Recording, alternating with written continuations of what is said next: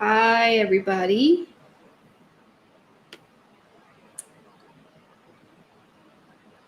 RN Mom Yay. Incognito, Joseph Doe, Sleuthy by Proxy, Angel Hi, Amba. How early is it down under? Oh, every week. I purposely set this on silent and it still gets volume. One of these times. Hi, April Harper. I'm glad you made it. If we have any of the people that said that they would be jurors tonight, let me know who you are. It's only showing me 2 people watching. Is it showing you more? 18. Oh, maybe I need to refresh. Oh, there we go. Okay. So, like I said, if we have the jurors, when you come on, just let me know who you are if you're here. If we don't get all of them here, we're going to have to do things a little bit different, but hopefully they come in. How's your guys' weekend?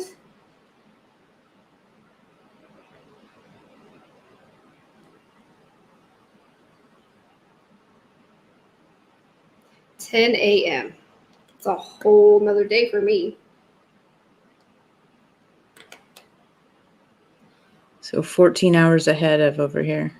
Joseph Doe, you might have to be all of the jurors. So 17 hours in front of me.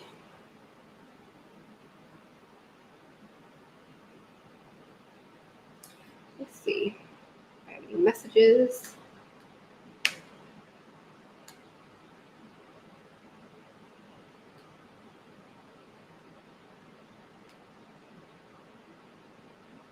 I'm reminding everybody.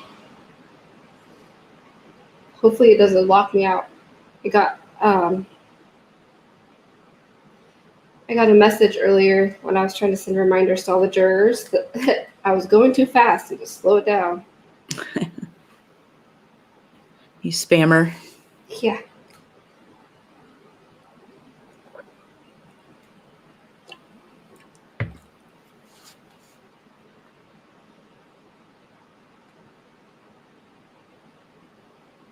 Okay, I reminded everybody that said that they would join. Hi, Mom of 6.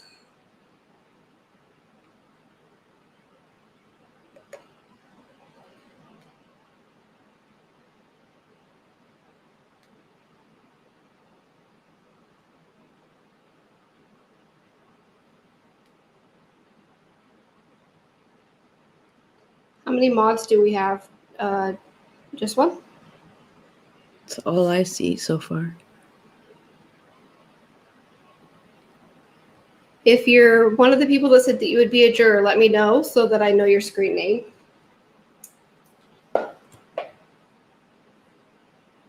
Hi, Angelia.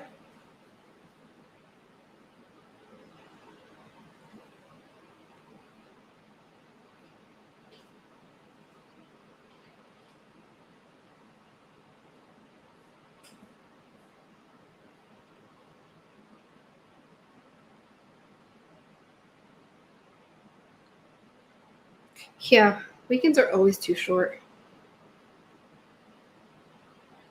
Even though I work from home, it's still always too short.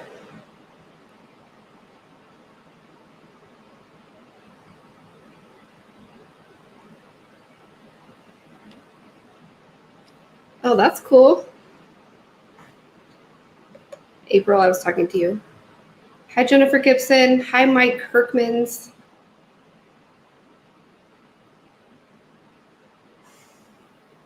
We have a really good story about Christian this week. I'm excited for this one.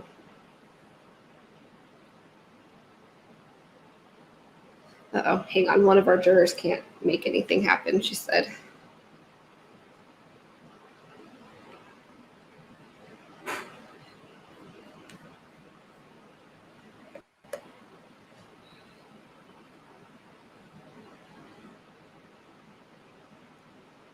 What is she trying to make happen? I don't know. I said you should be able to click the link to watch. Hi, Maxine. I don't know if it'll beat the fart story because it's a different kind of story. It's pretty funny and sweet. It's a great story.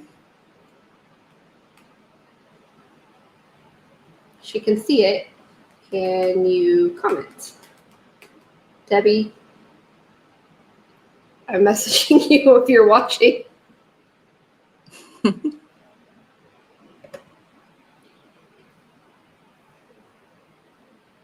Okay, she said she could only comment in our Facebook Messenger. So, Debbie, She's got to click the live chat button. Oh, yeah. Okay, so there should be a bar at the top of the, or not the top, below us, right down here that says live chat. Click that.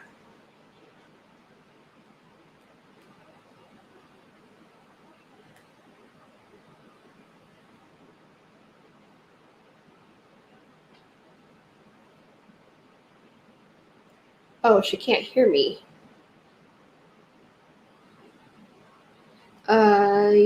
It might be muted. Is there a... I can hear you.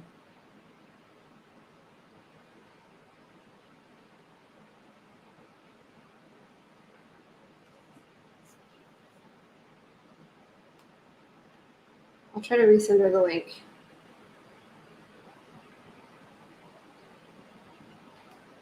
Is YouTube muted for people when they sign in or when they open it?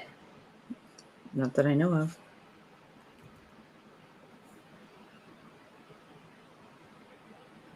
Sorry, guys. Technical difficulties. Always, always. Okay, let's try this again.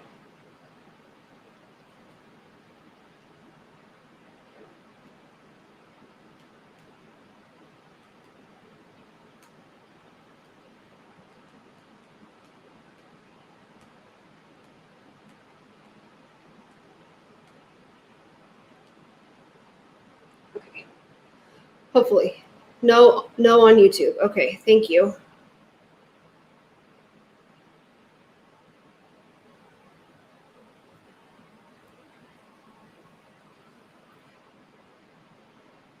Susan introduced me to a new podcast about a new case, and I'm 1.5 episodes in, and I don't know how I'm going to feel at the end of this one. So we'll tell you guys at the end of our live so you guys can listen to it if you want, and then we can chat about it sometime. We kind of want to get through it first before we make up our minds on what happened. But holy crap. I just finished episode 3. Oh, you like did? an hour ago. Yeah. I got through 1.5 today. I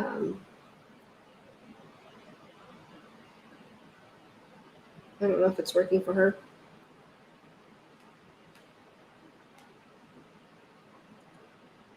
Even if she can just hear me, then she can just message me if she thinks it was indictable or not billable.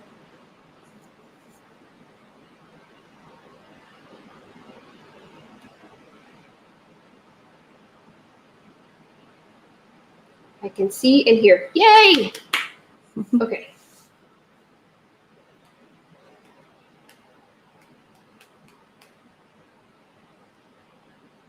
Okay, so we have 3 jurors now. I don't know if the other 3 are going to come.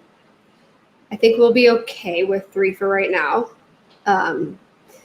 So once I play this story for Christian, we're going to go over the presentation that the grand jury was given. And at that point, we don't want any comments happening in the chat because we don't want the 3 jurors to be swayed either way.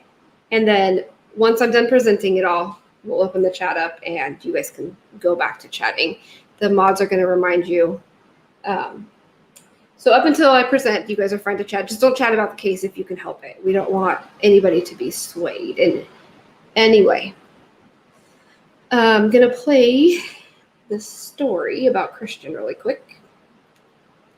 This is from Ray. Obviously, you'll hear that in a second. And just one second. Okay. Turn my volume up so I can tell me if you can hear this. If you can't, I can restart it.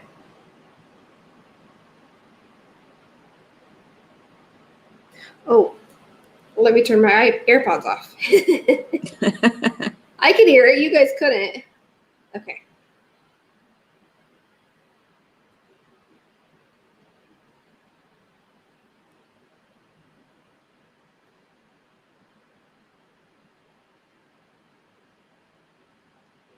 Let's try this again. Okay, here we go. Oh yes, Ray Andreacchio is Christian's mom for the jurors that don't know who she is.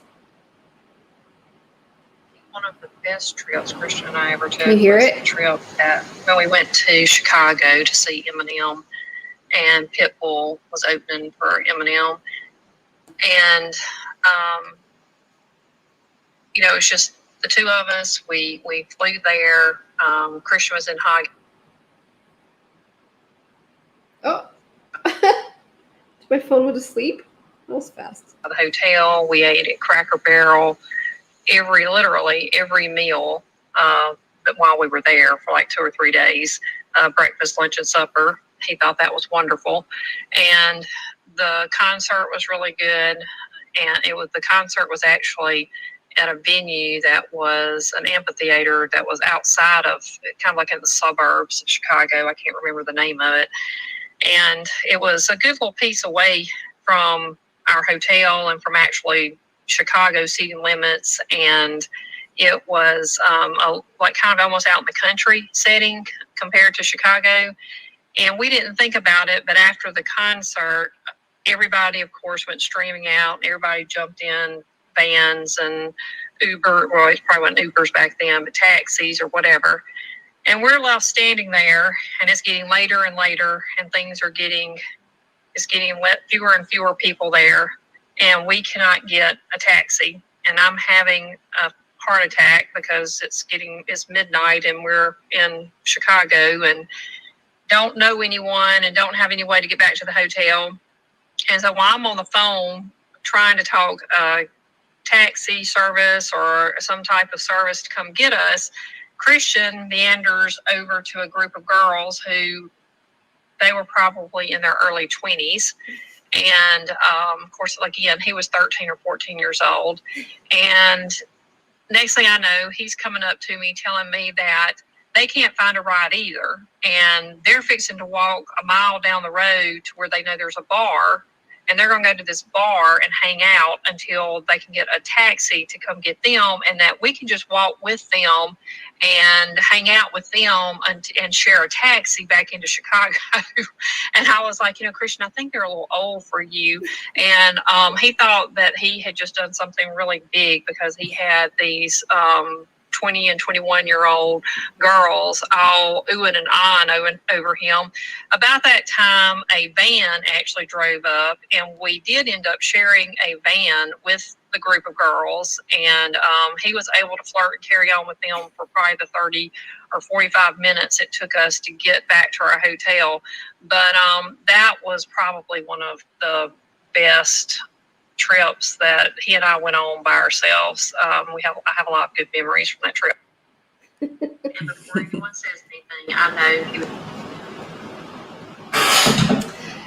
know. So yeah, that was Ray was his wingman. Yeah.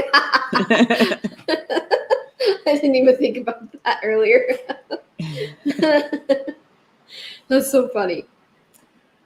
I love starting with these stories every week. See, it was different than the fart one, but it was also like still funny and endearing. He's a ladies' man, even at 14. Right. I'm going to shout out one more time. Do we have any of the jurors here other than the 3 that I know about? If so, can you let me know your screen name?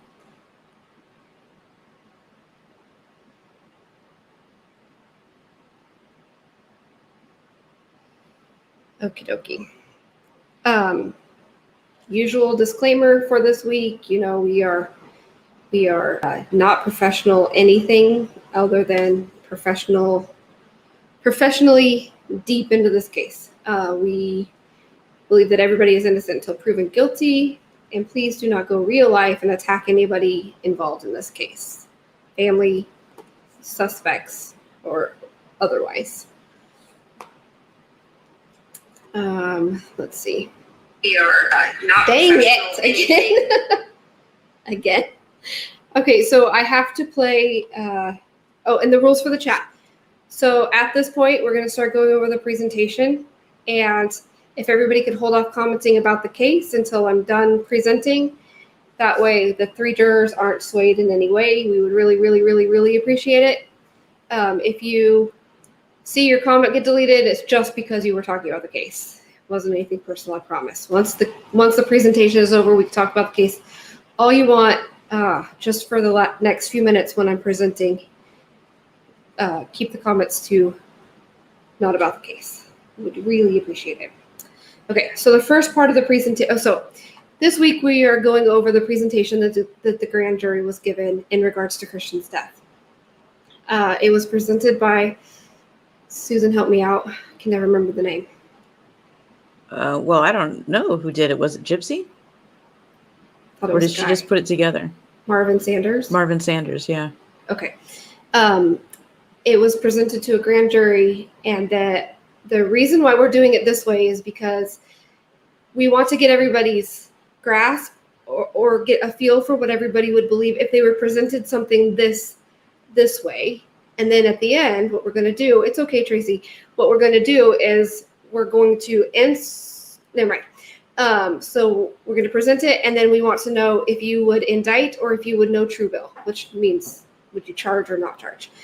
And then we will go from there. So the very first thing in the presentation is a 911 call from Dylan Swearingen, who was the person that picked Christian up from the boat and brought him back to Meridian. You guys probably don't, the 3 of you probably don't know much about this case. So Christian Andreacchio was found dead in his bathroom on February 26, 2014. He was found with a single gunshot wound to the head. It was immediately ruled a suicide. There was no thorough investigation, and everything that we have in the presentation is in a case file that we were given in 2019. And was ruled a suicide at that point, and family and others do not believe it was a suicide. So that's why it was taken to a grand jury. I'm going to play the 911 call first, and then we'll go down the line of the presentation. If any of the jurors have any questions, if I'm going too fast, if you don't know something, please feel free to ask a question. I got to get that 911 call out.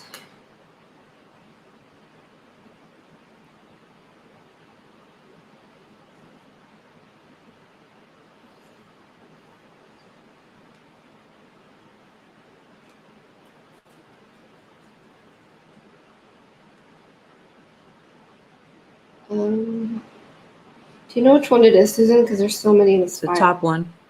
Very top left. Okay. Well, the very top one. Okay. Christian.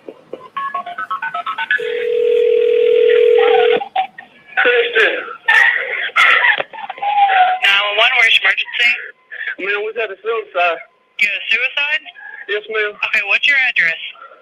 The Woodland apartment. Woodland Apartments? What apartment number?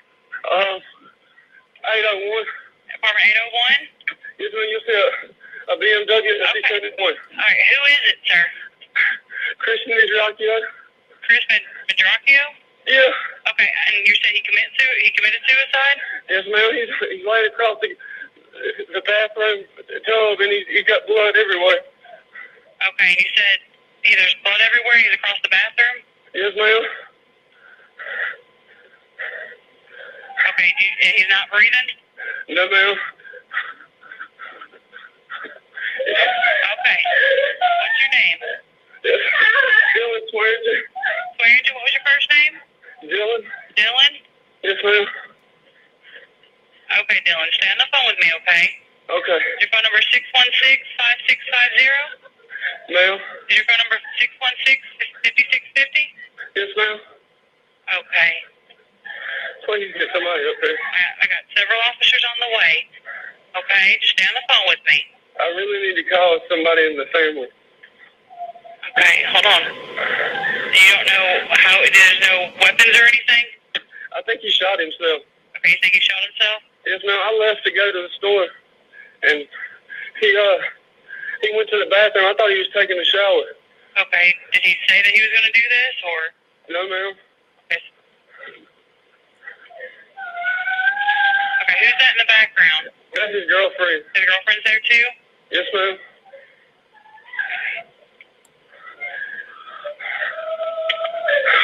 What's her name? Whitley Goodman. Whitney Goodman? Whitley, yes, ma'am. Okay, she's not, okay, she's trying to touch anything, okay? Whitley. Is she up with him? Come down here. They don't want you to touch anything. Come on. Just trying to, if it, Come here, Whitley. Come here. okay, what's Whitley's last name? Ma'am. What's Whitley's last name? His last name? His last name. Goodman. Goodman. Okay. I do got several officers on the way, and we do have the ambulance on the way too, okay? Whitley, come here, Whitley. Now, I really need to call a family member. Is that okay? Okay, hold on. Can I put you on hold? Okay, hold on 1 second, okay? Come here, Whitley. I know you can't calm down. Please.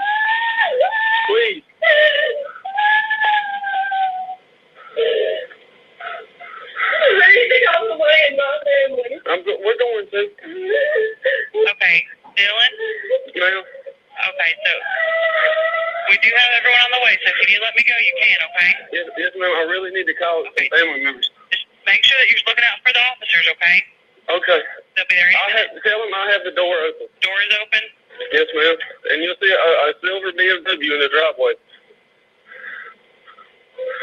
Okay, we have a couple officers that should be there in a minute, okay? Okay. All right. Okay, that was the first 911 call. There are 2.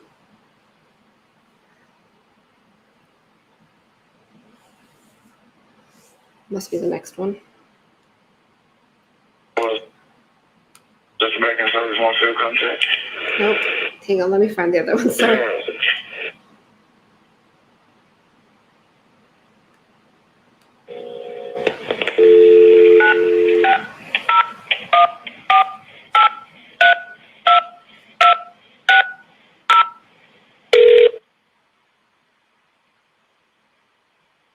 That's our ambulance. Yes, ma'am. This is Gloria, Central Dispatch. Sorry, that's not the right one. I'll get there. There's a lot in here, so. Communication.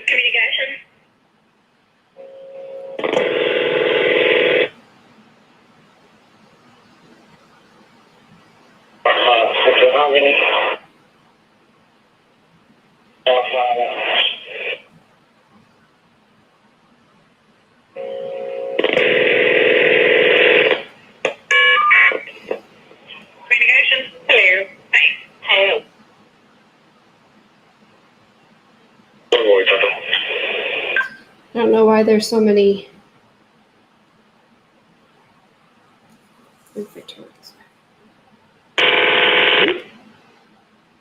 Sorry, guys. I'm finding it.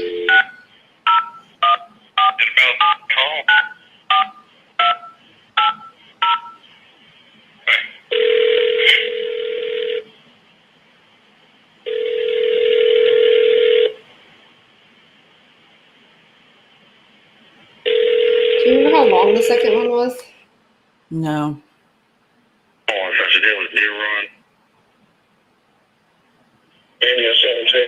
I want to say it's like the 8th or 9th one down, but I'm not 100% sure. Okay. Here, try this one.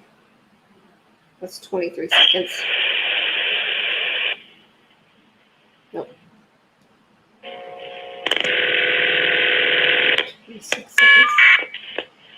Communication. Hello. Nope. Sorry, guys.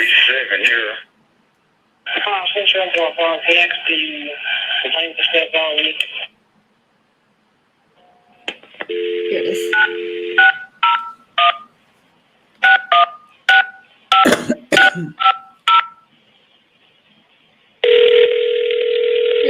questions. Hello? Yeah. Dylan? Yeah, Okay, my officers are in the area. What building are you at? 801. Okay. When you go in the complex, where do you go? As soon as you go in the complex, you'll pass the driveway and you'll take your next left. And you'll ride up the hill. And when you go up the hill, you can't miss the car. It's like you'll see the car. It's a silver truck and a silver BMW beside each other. Okay, you said you're at Woodland Apartments, right? Right, at 801. Okay, is there like an A or B or anything like that? I don't think so. Hang on me 1 second.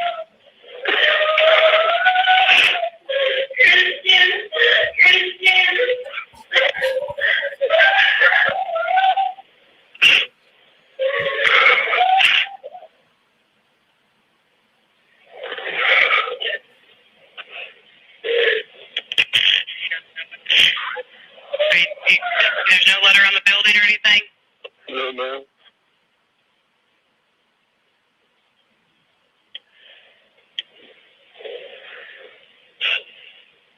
You sure it's not apartment B1? No, ma'am, it's 801.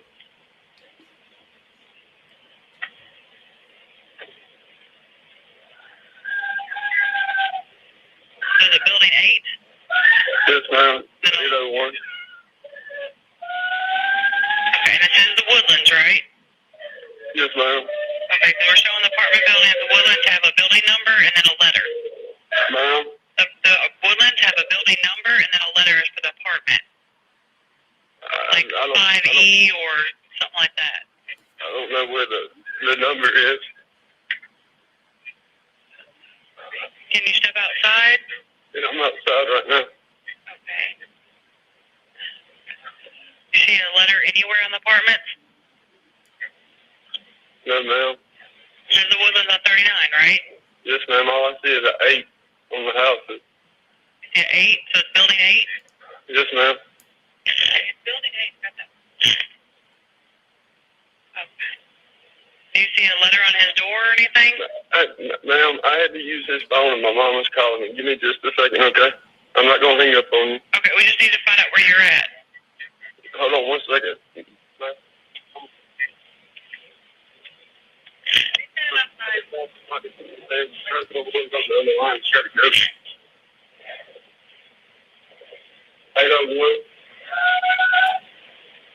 Sorry. Well, ma'am, Yes, sir. I don't see any letters on it. All I see is a number 8 on top of the houses, and then you'll see 801 up under the door. Are you seeing any officers or anything? No, ma'am. You're sure you're at the Woodlands, right? Yes, ma'am. The Woodlands up 39 by McDonald's when you pass it. Okay, give me just a second.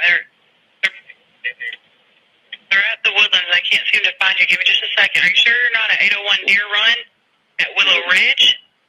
Well, hold on. Okay, I know you're upset, so I see where he's called before from Willow Ridge. Is this Willow Ridge? This is Willow Ridge. I'm sorry. That's okay. I understand you're upset. 801 Willow Ridge.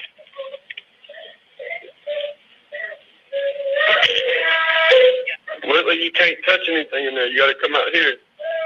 They don't want you to touch anything. Okay.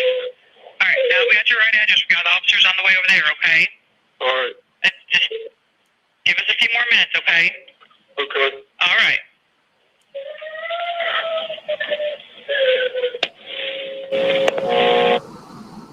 So that's the end of the second 911 call.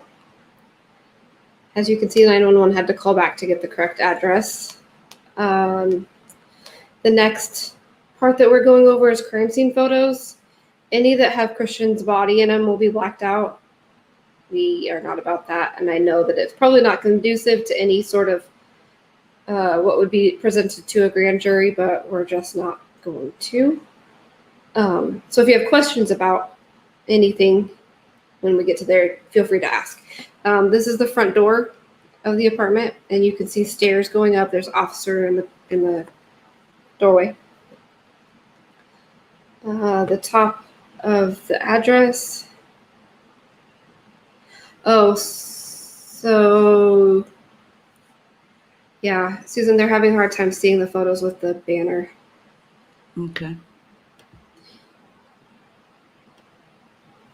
Well, they also majorly cropped these photos. Yeah, they are cropped photos. This is the exact, I need to reiterate, this is the exact presentation that was given to the grand jury in 2017, I believe, is when it happened. 2017. So this is what the grand jury saw. We have it. The only editing we have done is we've put redaction, black bars over the autopsy photo. That's it. And the photos of him in the tub. Yes, and the photos of Christian. So the next photo down is the desktop in the apartment. Let us know if you want us to go slower.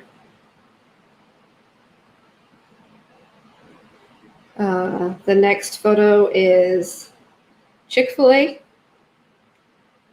Bag, a knife, cigarettes, lighter, a ring, SIM card.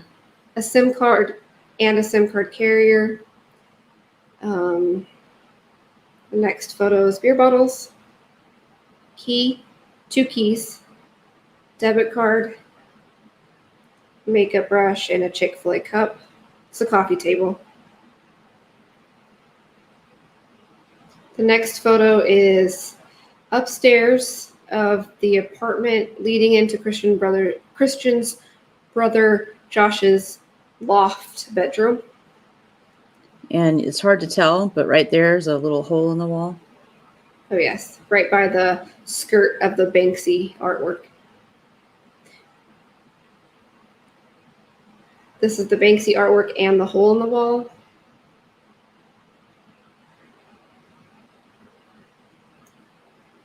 This is Josh's bedroom. Oh no, wait, that's Christian's bedroom, right? I think so. Okay, sorry, that's Christian's bedroom. There is the hole in the wall again. And then these are Christian in the bathtub. And well, the first one is Christian in the bathtub. This one is the blood with the bullet in the bathtub. Right. The bullet casing and the bullet itself were both found in the bathtub. This one is believed to be a strike mark from the bullet ricocheting in the drywall across the bathroom from where Christian was found.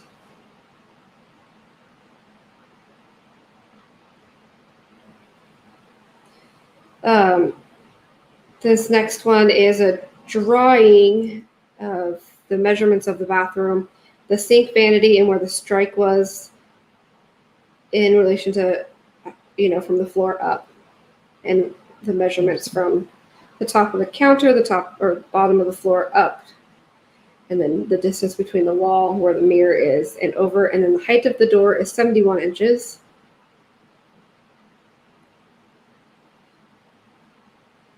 This next one is the dimensions of the bathroom, and it's not to scale, so I'm sorry. Maybe you should explain about how he was. I'll let you explain. You can. Hanging over the tub right here. This would be a side view. Yeah. So all of his upper body was inside of the tub, and from his waist down was outside of the tub in a kneeling position with his feet crossed at his toes. Yes. Yeah. Toes. Toes, ankles, same thing. This is an aerial view. Yeah. As if you're looking down from above into the bathroom. So I don't know if I can get my. He was, gosh, can't get it over here. Laying over here across the tub. Where that arrow is, the arrow that goes across the tub, and then his feet were out. Legs and feet. Waist, legs, and feet were out. And this is a stick figure drawing It's not correct, though. Well, okay, this is what they were presented. I got to remember. I have to remember. Save it for later. Okay, so this is what was presented to the grand jury of how Christian was found. They do say it's not to scale. An enlarged print of the same one.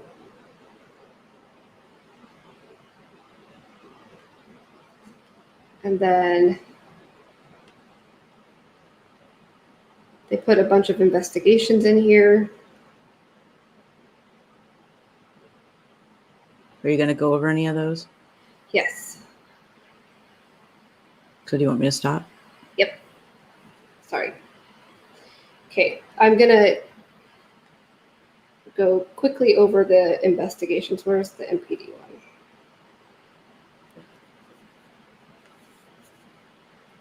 The MPD ruled it a suicide. That's what we'll say for the MPD. MBI.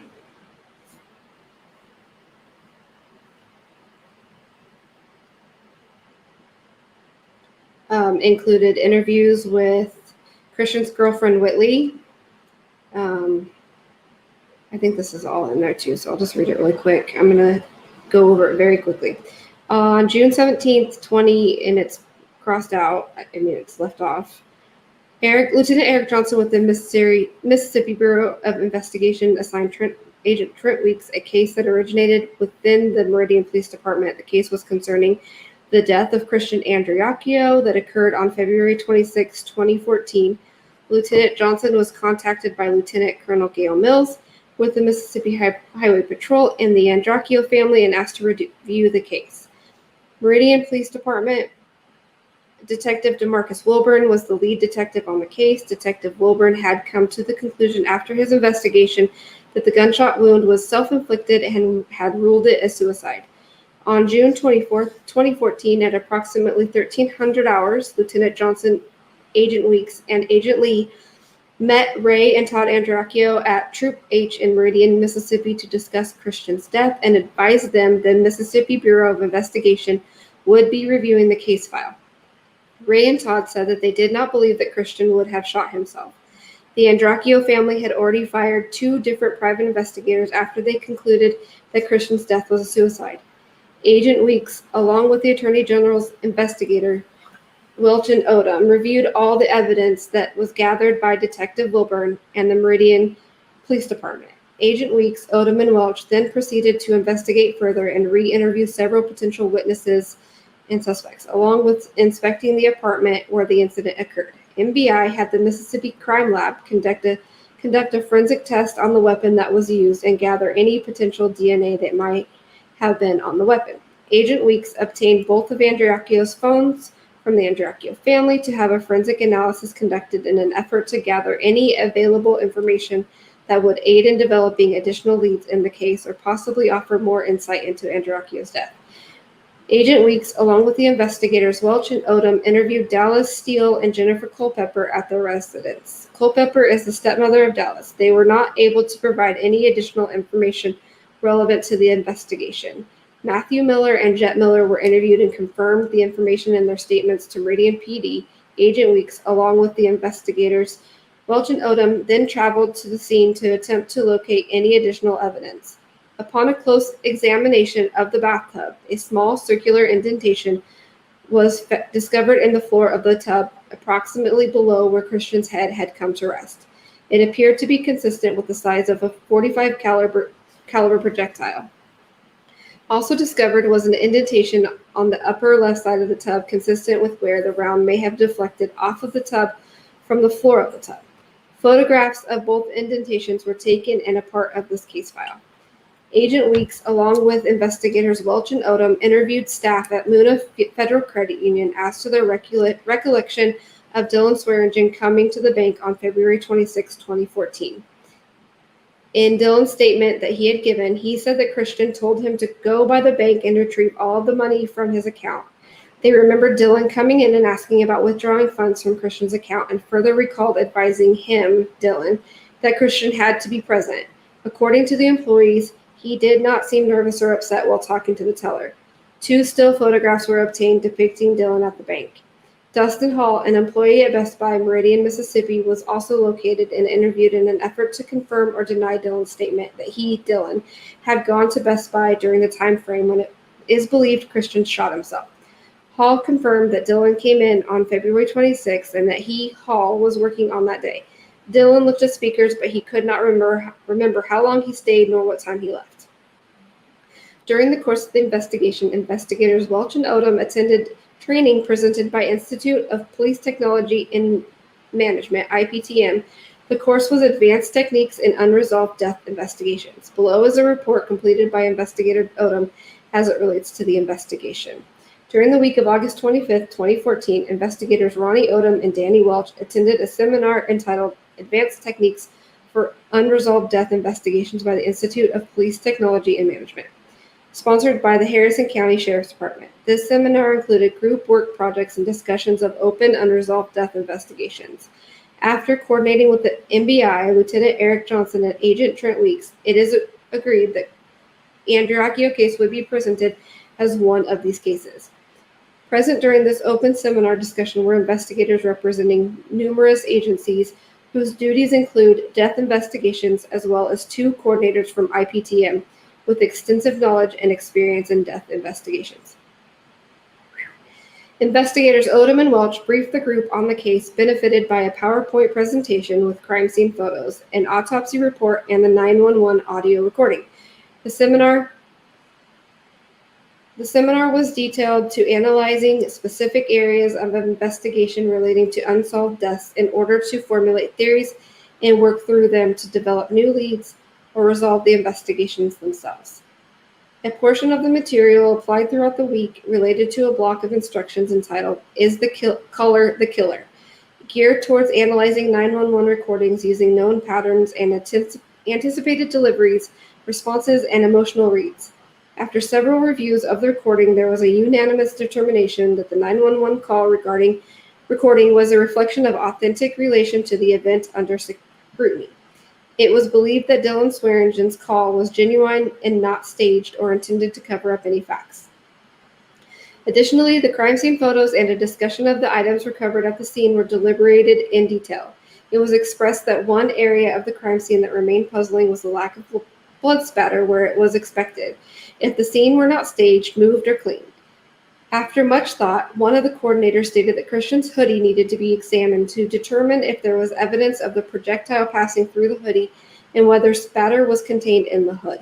Attempts were immediately made to locate the hoodie, and it was determined that after the coroner's office forwarded it to the funeral home, it was kept for a brief period and then destroyed because it went unclaimed by any party. Furthermore, it was explained that according to responding officers, the handgun found under Christian, a Kimber 911 style 45 caliber handgun, was found with hammer in a down position rather than in a ready or cocked position. However, another round had been chambered as the gun apparently cycled. Agent Weeks had offered, after his review of documentation from the Meridian Police Department and a local private investigator hired by the family to review the case, that it was believed said handgun had possibly been worked on or had a trigger job, resulting in a lighter trigger pull. After sharing this with the group, there was an assessment that Kimbers with such work are subject to not locking the hammer back in a ready position 100% of the time, and it was not at all rare if the hammer fell from a ready position after cycling. Additional information concerning this was readily found with a simple internet search. Note, as of this writing, no determination has been made if, in fact, the handgun in question had ever been altered from its original factory condition. During this inquiry, it was determined that Christian did not display any signs of rigor upon discovery by first responders, thus discounting any theory of a massive cleanup or moving of his body from another place in the apartment at any detailed staging of the crime scene that would have taken an extensive amount of time. This was further corroborated by the recovery of the projectile and shell casing inside the bathtub where Christian was found in his final resting position.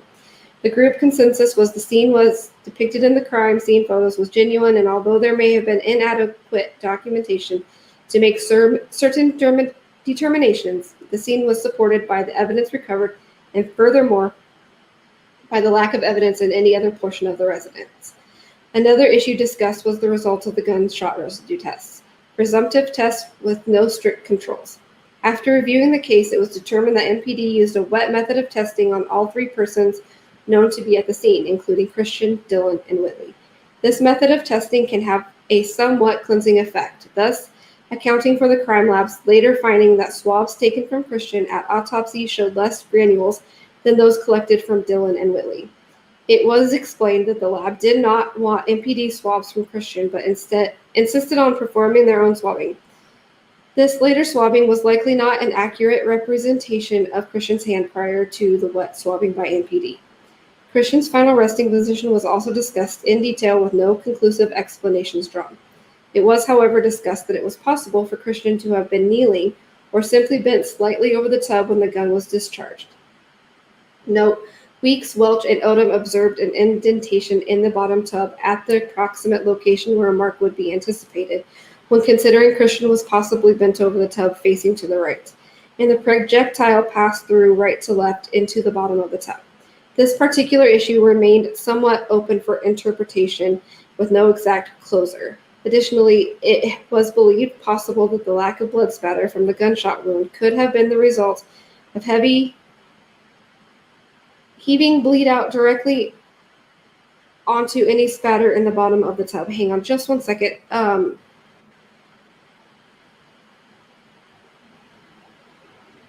Joseph Doe will come back to that question in just a second. As a result of this presentation and group inquiry, and after an extensive evaluation of the available evidence, it was concluded that Meridian Police Department's original finding of Christian Andreacchio's death being the result of a self-inflicted gunshot wound was based on known facts with merit and supported as the correct finding in this instance.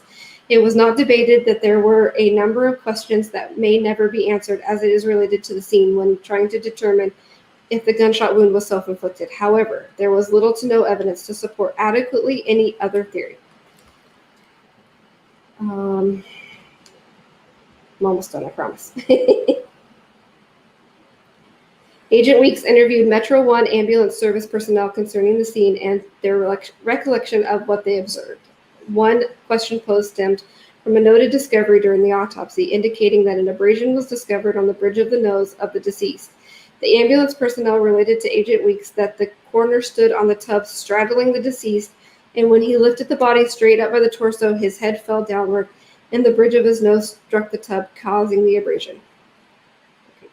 A Security Support Services private investigators report dated March 12th through 17th, 2014 documents there was a small amount of dry blood on the floor of the bathroom tub. There was blood splatter on the wall adjacent the end of the tub opposite the toilet and sink. There was blood splatter on the exterior side of the bathroom door. Agent Weeks, along with investigators Welch and Odom, ascertained information from Detective Wilburn and the ambulance personnel relevant to this report. The blood on the floor of the bathroom tub was consistent with position of the deceased when they arrived. The blood spatter on the wall and exterior portion of the door was caused by investigators. It was explained that the shell casing had not been initially located, and there was a sheet laying on the floor next to the deceased. After the body was removed from the scene, the sheet was picked up and shaken in an attempt to locate the shell casing. The splatter on the wall and door occurred at this time. It's them saying splatter, not me. I'm sorry, I had to just throw that in there. It's a pet peeve. This was further corroborated by crime scene photos taken by Meridian PD prior to the removal of body. Dylan Swearingen was contacted by investigator Welch, and he agreed to be interviewed. On October 15, 2014, Dylan came to Troop H MBI office for the interview. Dylan's statement was consistent with all of his previous statements as to the sequence of events surrounding the death of Christian Andreacchio. During the interview, Dylan related that while he was on the phone downstairs with 911, he could see Whitley in the bathroom, and she was sitting opposite of Christian's body from the toilet, between Christian and the wall. She had her arm over Christian's torso with her back against the tub.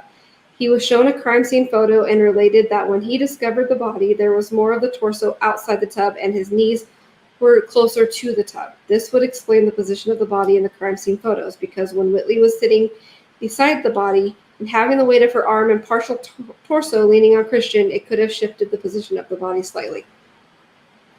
On November 5th, 2015, Agent Weeks, along with the investigators Welch and Odom, interviewed Whitley Goodman at her attorney's office in Meridian, Mississippi. Her attorney is Stuart Parrish. The purpose of this interview was to ascertain any additional information that she may have concerning Andreacchio. Whitley's statement was consistent with her original statement she provided to Meridian PD. She was adamant that she opened the door to the bathroom, not Dylan. She said that she held both of Andreacchio's hands and was crying while he was on the phone with 911, Dylan. She was adamant she did not have anything to do with his death, but felt that her infidelity previously in the relationship was a contributing factor to the suicide. She did relate that the Dos beer in the bathroom was Christian's. In conclusion, as a result of this investigation and evaluation of the available evidence, it was determined that MPD's findings are accurate relating to the death of Christian Andreacchio, that he died as a result of a self-inflicted gunshot wound from the outset of MBI's and the Attorney General's involvement. It was acknowledged that some questions remained unanswered. It was the intent of this investigation to answer as many of these questions as possible and determine if any other conceivable cause of death was supported by the evidence. It is believed that the product of this investigation and additional previous investigations into Andreacchio's death is the sole reasonable and practical termination. Sorry. And that was prepared by Trent Weeks. That was a lot of reading. I'm sorry if I went too fast. Throw me questions. The next is the board investigation.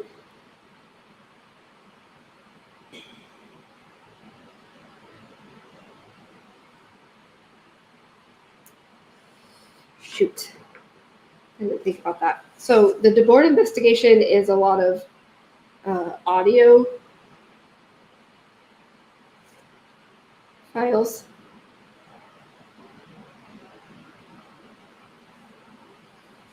He's a personal or private investigator. And, oh wait, here's the DeBoard report. Okay. This is a little bit lengthy, but I'll go fast. If I'm going too fast, tell me. It starts with Christian Andreacchio, age 21, male, the case number ME140219, contracted March 16, 24, location of event, apartment 801 Willow Ridge Apartments. Time of death, according to coroner report, is 15:45. Ray and Todd Andreacchio, to investigate and research the suicide case of their son, Christian Andreacchio, contacted our team. Upon receiving various reports and evidence of the case, as well as the investigating the scene of the incident ourselves, we decided to move forward with criminal investigation. Finding multiple inconsistencies and changing stories lead us to believe that Christian did not commit suicide, or at least that the stories given to the police by the individuals on scene were inconsistent with physical evidence. Objective. The Andreacchio family is seeking closure and justice for the death of their son, Christian. Our team established a factual timeline of events leading up to the death of Christian and events shortly after. Investigated leads and witnesses while discrediting any hearsay or non-factual stories. Tracked and obtained phone activity of all involved parties and people of interest. Phone numbers, messages, and communications between Christian and known associates. Employed resources and credible connections to help gather and validate evidence. Gathered and studied physical and electronic evidence from the crime scene. Established undeniable facts that conflict with statements given to the police. Examined the actual police audio of the 911 dispatch call from Dylan. Examined actual police CAD footage and other public reports. Examined both the coroner's report and medical examiner's reports. Recreated scenarios of the event to disprove the statements given to the police by Dylan and Whitley. Worked with blood spatter, homicide, and forensic specialists to get a professional opinion of what happened at the crime scene. Questioned primary suspects in interviews and polygraph. Police involvement. In order to aid supplement the police investigation, we have made arrangements to share any and all updates and intel and evidence. Facts changing the dynamics of the case are as follows. Due to the positioning of the body, abrasions on Christian's face and nose, blood spatter, positioning of the firearm, and other physical observations of the crime scene, we established that the body had been moved, repositioned post-mortem. Christian's blood toxicity and autopsy showed no signs of chemical or drug use during the time of his death. Gunshot residue was found on all three members of the scene. The strange part about the gun residue was the fact that Whitley and Dylan both had more GSR on them than Christian did.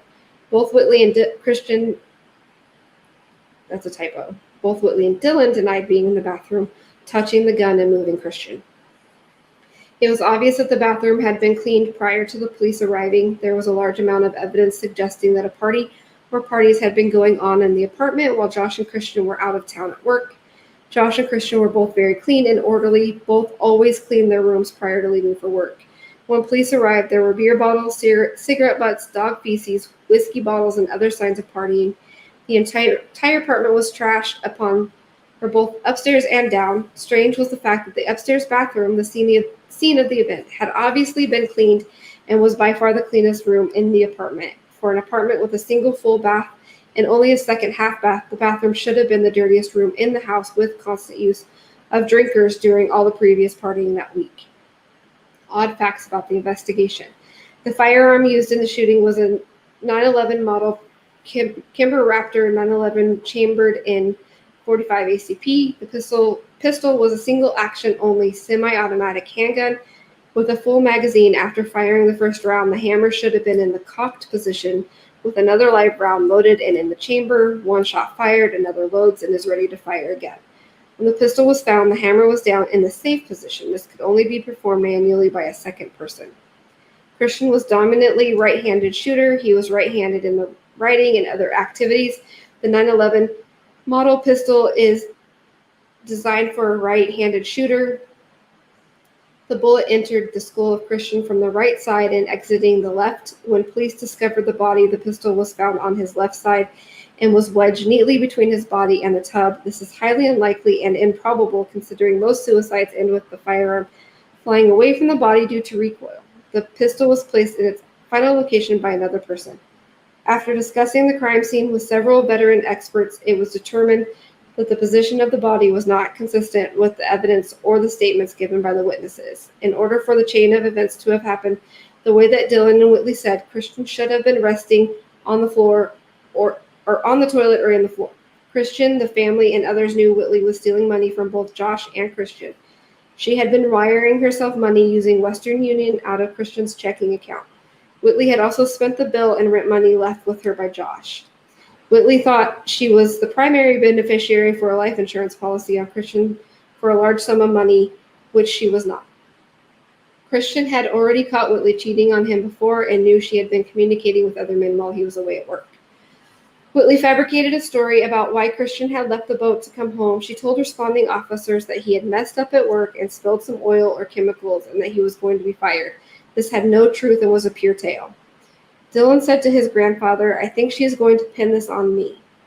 In a statement to a private investigator, Whitley stated that she had called her mother from Christian's phone. His phone number was the number of the mother. No such calls were made according to Christian's phone records. The upstairs bathroom had been cleaned and staged to look like a suicide. We entertained the idea that a third witness might have been possible, given that a certain person was called 6 times at the time of the shooting. Questions yet answered. At the time of death, Christian being already dead, his cell phone made a call 6 times to the number 601, and we redacted the rest. No one answered these calls, but that number returned the call an hour later. If Christian was dead, Whitley was asleep, and Dylan was gone at Best Buy, then who was making the calls? How did a right-handed shooter shoot himself in the head and then transition the pistol to the left hand? Where is the missing bottle of Josh's Ambien from his closet? Who took the bug-out box that was supposedly in Christian's Jeep, known to contain about $7,500 in cash and a 9mm or a .40 SW pistol? This was not confirmed. No cameras were active at the site where Christian's Jeep was parked. Whitley stated that she had been shooting that day before. With who and where did this target shooting occur? This turned out to be with Matt Miller and his cousin Jet Miller. Both will testify that she did not fire a weapon. She was present while the others shot. Also, GSR only exists for a short period of time, hours, on one's body or skin, not days. It would make sense that due to the size of Christian versus the size of Whitley and Dylan, that help would be needed to move the body. There was very little blood anywhere in the bathroom other than directly in the tub. This would further support the cleaning theory.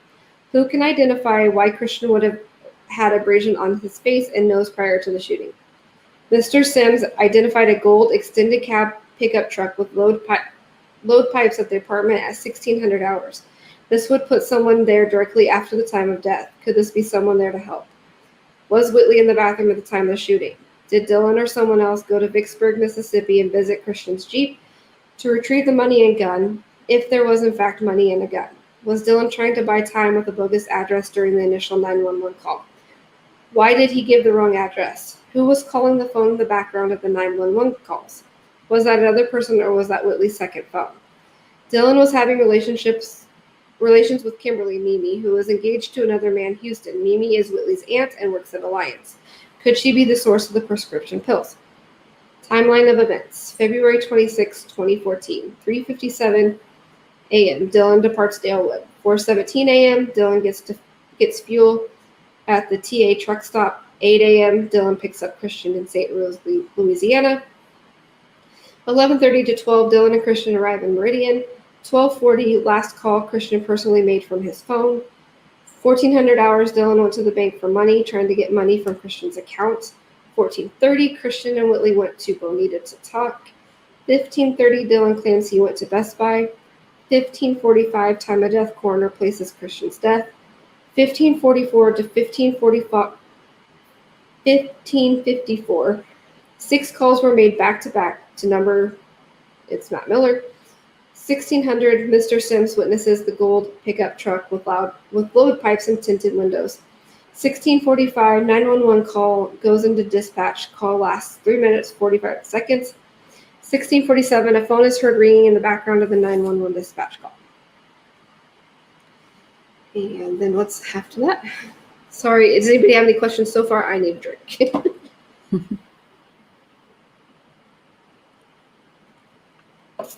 Do we still have people with us? After the board. Max Mays.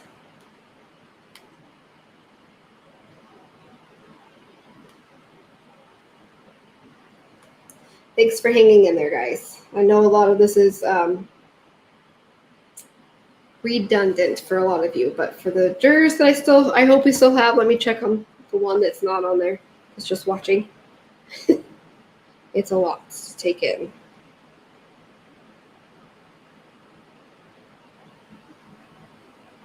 Also, I'm giving myself a break for a second. Okay. Yes, his full upper body was inside the tub. And yes, the gun probably should have been in there. If that's where he was when he was shot. Hey, this was grand jury. I'm just saying that. Okay. This is the Max Mays report. He's also a private investigator. He turned this over to Gypsy Ward, who works for AGO. AGO. I always get them confused. Okay. It says, this is a brief summary of the report provided by Max Mays, a private investigator hired by the Andreacchio family in reference to the death of their son Christian. The report shows that on December 2014, his firm was hired to conduct an investigation into the death of Christian Andreacchio. Mr. Mays conducted numerous interviews with witnesses as well as suspects according to his report. Mr. Mays read and documented the Meridian Police Department's findings as far as the crime scene was viewed. The report reads in a manner where it suggests what needs to be done versus what he actually did. Let me stop for a second. I need to clarify. This is from Gypsy Ward. She works for the Attorney General's office, who obviously helps presenting a case to a grand jury. And the guy's name is Max Mays, and she typed it as Mr. Hayes. I'm reading it correctly. It's typed incorrectly. Mr. Hayes did not type up a conclusion as to whether he felt it was a homicide versus a suicide. He simply suggests that due to his findings that the opinions of other experts be obtained, and hopefully those findings will help to end speculation as to what may have caused the death of Christian Andreacchio. Mr. Hayes wrote a 35-page report of his investigation as far as witnesses, crime scene findings, lab reports, and statements made by the Andreacchio family. His full report will be in the case file for further review. Nothing further at this time. What's next? Knox and Associates are more. A lot of the photos that are in this presentation are from Knox and Associates, and I'm just going to read his findings because it's photos.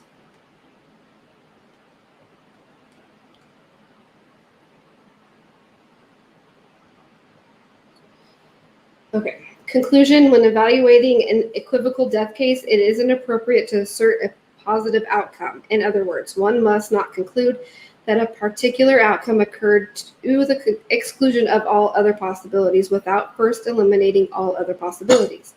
In this case, the death of Christian Andreacchio could have been the result of either 1. Suicide, 2. Homicide, or 3. Accident.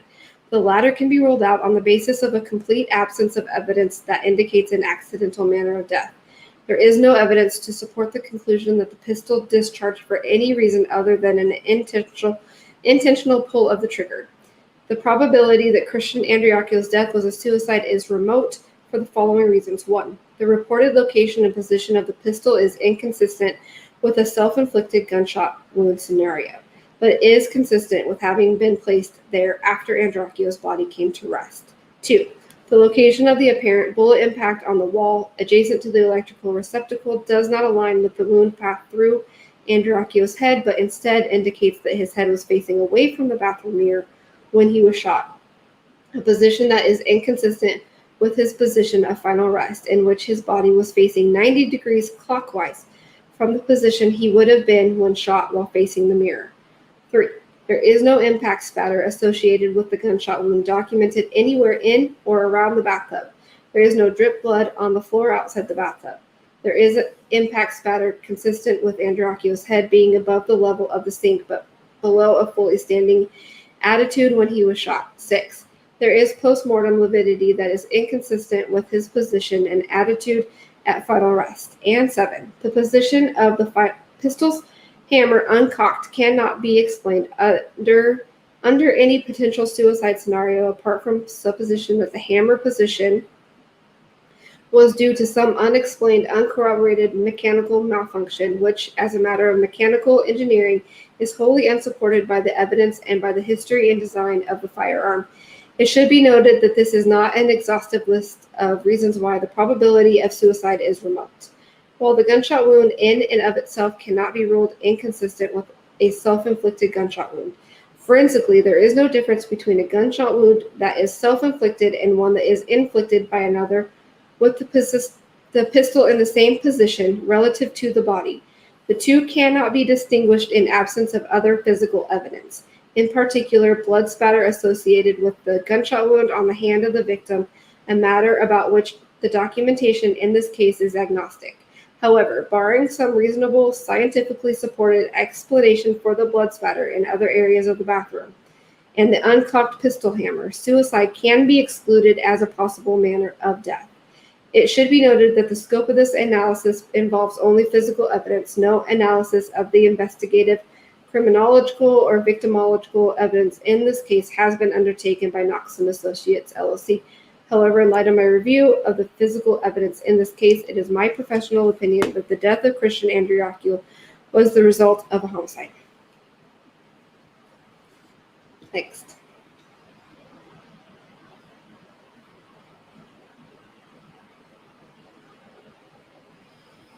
Let me get back there.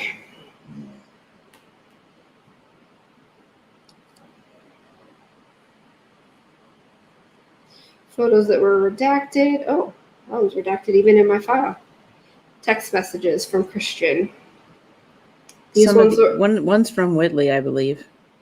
So make sure you note that at least one of them's from her. Okay. These are what was given to the grand jury. I'll leave you alone on it. I'll leave you alone on you, Whitley. I love you. By the time I get off, let me stop for a second. If family's watching, you might want to get off for just a second. I love you by the time I get off of here or make it home. If we work this out, then we work it out. If not, then you have ran me into the ground. I love you. If you want to let go, go. I'm sorry. The next one is, personally, I advise you to do the same thing because no one will ever love or care about you like I will. Don't you ever think it'll happen to any other way. And then the one thing I ever cared about, I was not enough to keep in my life. And after I lose that, I don't care anymore. This is the Whitley one. Where? Oh, they cut it off. I don't know. Yeah. Okay, so then it's doubt that I am what you want. Then he says, why would you want to be alone? Why would I say that? Why would you let life get the best of you to the point you would doubt us, doubt that I can make you happy? Without you, I am a shell of a man that will never be happy. You without me is a shell of a woman going day by day, letting time in a short life pass us by.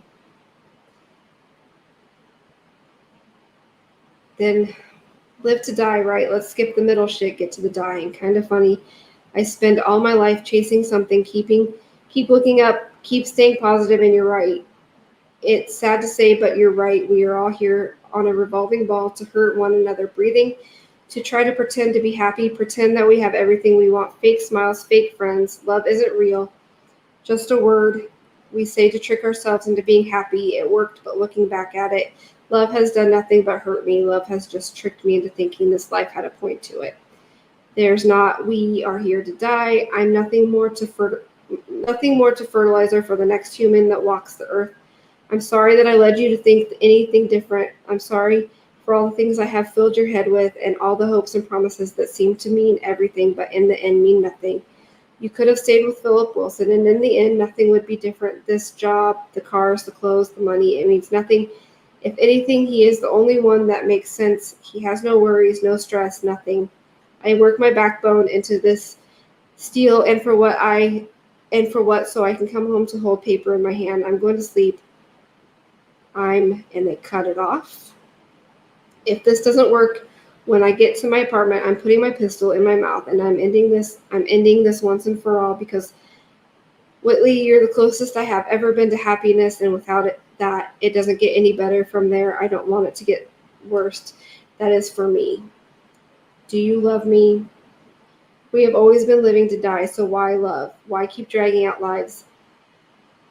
Let's just kill ourselves and get it over with.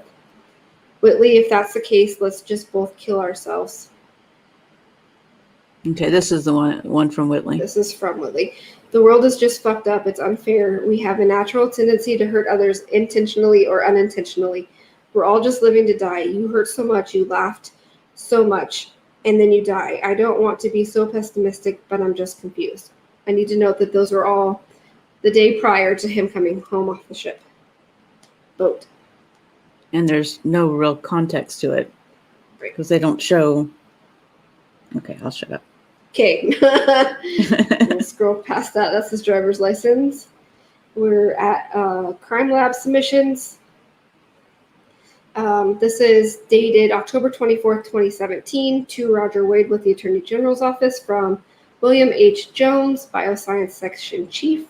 A touch sample from gun for laboratory case 14-003509.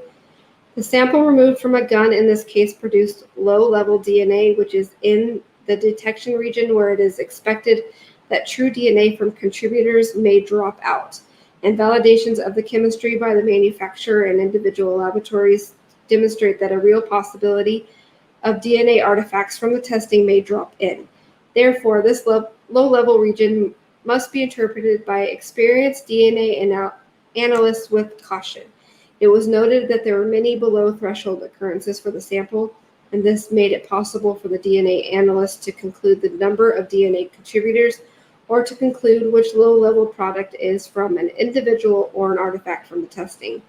The thresholds for the Mississippi Forensics Laboratory are determined from internal validation studies where low-level DNA samples are tested. It has been demonstrated that the possible DNA product material below our established thresholds does not contain sufficient information to include or exclude individuals as contributors. Due to the low-level quantity of DNA and or quality of sample, this sample will not produce comparable results. And this was the chain of custody for the gunshot residue kit for Christian, Dylan, and Whitley. Samples taken by Detectives Thompson and Scott, dated 2/26/2014. This is the first. This is a gunshot residue test dated March 19th, 2014. It has victim Christian Andreacchio, suspect Whitley Alexis Goodman, suspect Dylan Swearingen. And it says on 2/27/2014, it was requested that the Trace Evidence Jackson section perform the following analysis: gunshot residue examination. The examination was completed on 3/19/2014. Conclusions. Particles or examinations performed: scanning, electron I'm so tired. Microscopy with energy dispersive X-ray analysis. Particles indicative of gunshot residue were observed to be present on the samples in submission 002B, right palm Christian Andreacchio, and 002C, back of left hand Christian Andreacchio.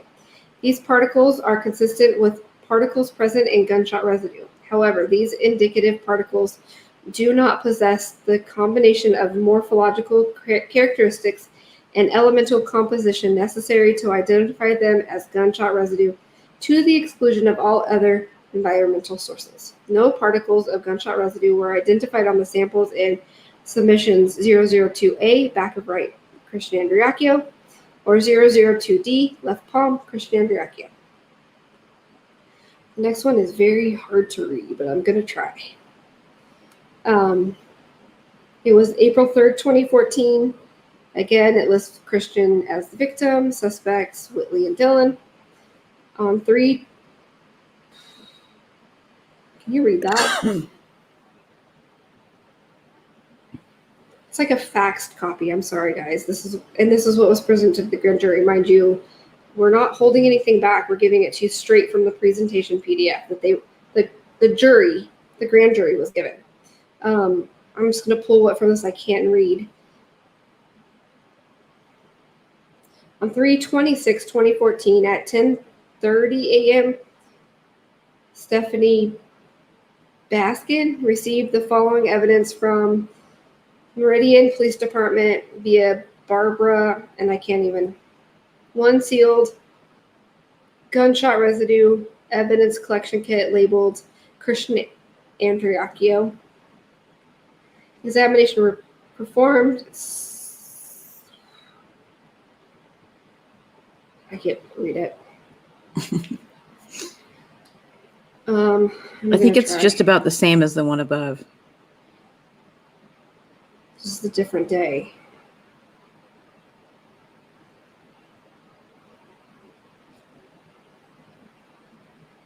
So particles indicative of gunshot residue were to be observed to be present on the samples in submission. I can't read the number, but it says back of right hand Christian Andreacchio, right palm Christian Andreacchio, back of left hand Christian Andreacchio, and and left palm Christian Andreacchio. Those particles are consistent with morphological characteristics and same thing that I said above. I'm sorry, guys. It's really bad. Like, I don't know if you can see it on the screen, but it's awful.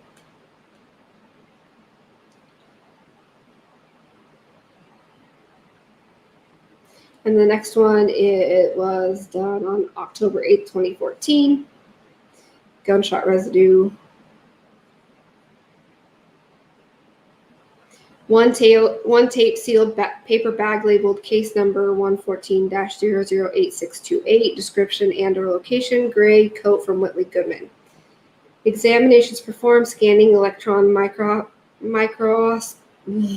what's my problem today? With energy dispersive X-ray analysis. No particles of gunshot residue were identified on the adhesion tape, gray coat right sleeve, or gray coat left sleeve, taken from the gray coat contained in submission 008. So that's saying there wasn't any found on the gray coat. This was March 24th, 2014.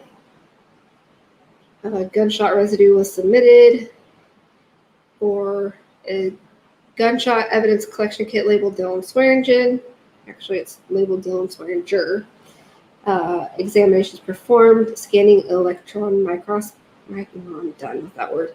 Particles indicative of gunshot residue were observed to be present on the samples in submission 003A, back of right hand, Dylan Swearinger, 003C, back of left hand, Dylan Swearinger, and 003D, left palm, Dylan Swearinger.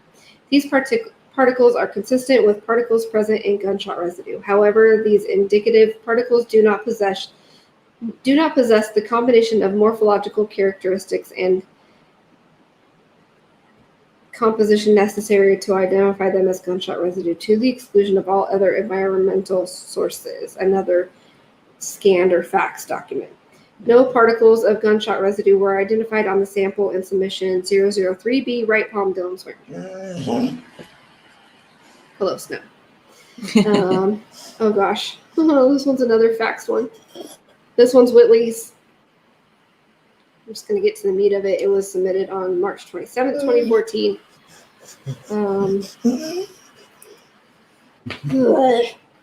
Particles indicative of gunshot residue were examined to be present in the samples in submission.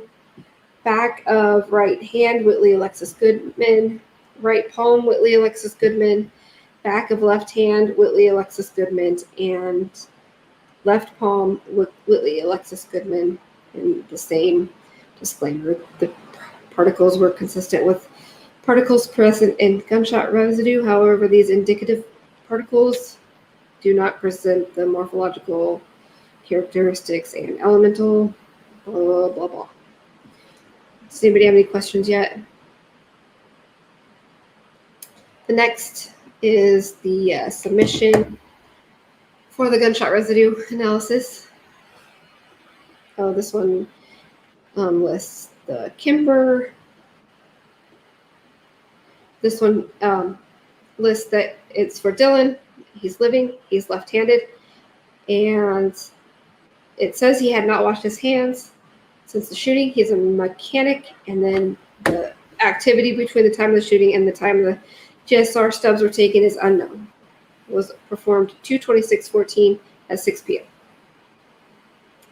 The next is testing the gun. One sealed gun box containing a Kimber .45 caliber semi-automatic pistol, serial number KR136055, a magazine with unfired rounds, and an envelope reported to contain a round cleared from the chamber, rendered safe by Stephanie Baskin. The firearm in submission 006 was discharged. The firearm and a test fire cartridge case were entered into IBIS. The next is fingerprint analysis. On 6/24/2014, it was requested that the latent prints section perform the following analysis. Latent print examination. This examination was completed on 7/31/2014. One sealed gun box containing a Kimber .45 semi-automatic pistol, serial number KR136055, a magazine with unfired rounds, and an envelope reported to contain a round cleared from the chamber, rendered safe by Stephanie Baskin. One sealed paper bag labeled loaded .45 Kimber clip. Examinations performed. Visual CA dye stain. Conclusions. There was no conclusion attached. Request for evidence submission to Crime Lab. Detective Bratu submitted on May 17, 2016. The pistol was previously test fired and submitted to IBIS. Request comparison of projectile found at the scene in attempt to confirm it was fired from the weapon located at scene. And the fingerprint analysis looks like it was returned September 21st, 2015. And there was 2 swabs taken from projectile. Serological analysis, which may consist of visual, chemical, and microscopic examinations, revealed the following. Submission 9, one sealed brown evidence bag labeled 1 projectile recovered from bathroom tub. Serological examinations found the presence of blood were positive on test site 9T1. The next is the request for the testing of the projectile. And then the next is the request for the gunshot residue test. These are all just the legal documents.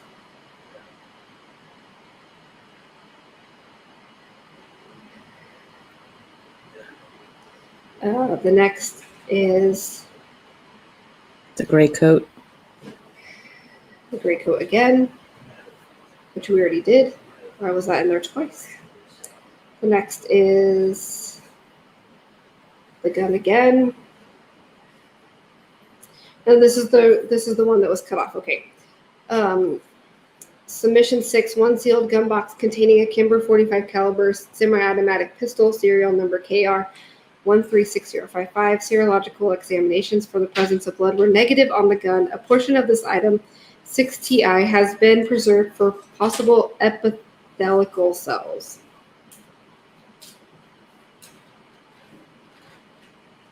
On 227, this is the toxicology for Christian. 227-2014, it was requested that the toxicology section perform the following analysis: drug screen other. This examination was completed on 3/24/2014. Melissa DeBerry received the following evidence from Mississippi State Medical Examiner. 1 sealed plastic bag labeled Andreacchio Christian containing various biological specimens. Submission 001 was submitted to the MS lab for analysis. A copy of the NMS report will be attached. Some of the items submitted in this case were not analyzed for drugs.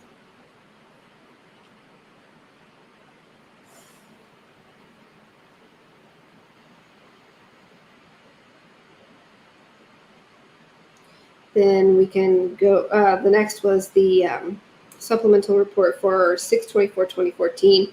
Trent Weeks submitted the gun for visual and trigger pull to see if it would malfunction. October 24th, 2017, memo to Roger Wade at the AGO's office from William H. Jones. Did I already read this one? I think so. I'll just read it again. The touch sample number 6 TI or T1 from the gun for laboratory case 14-003509.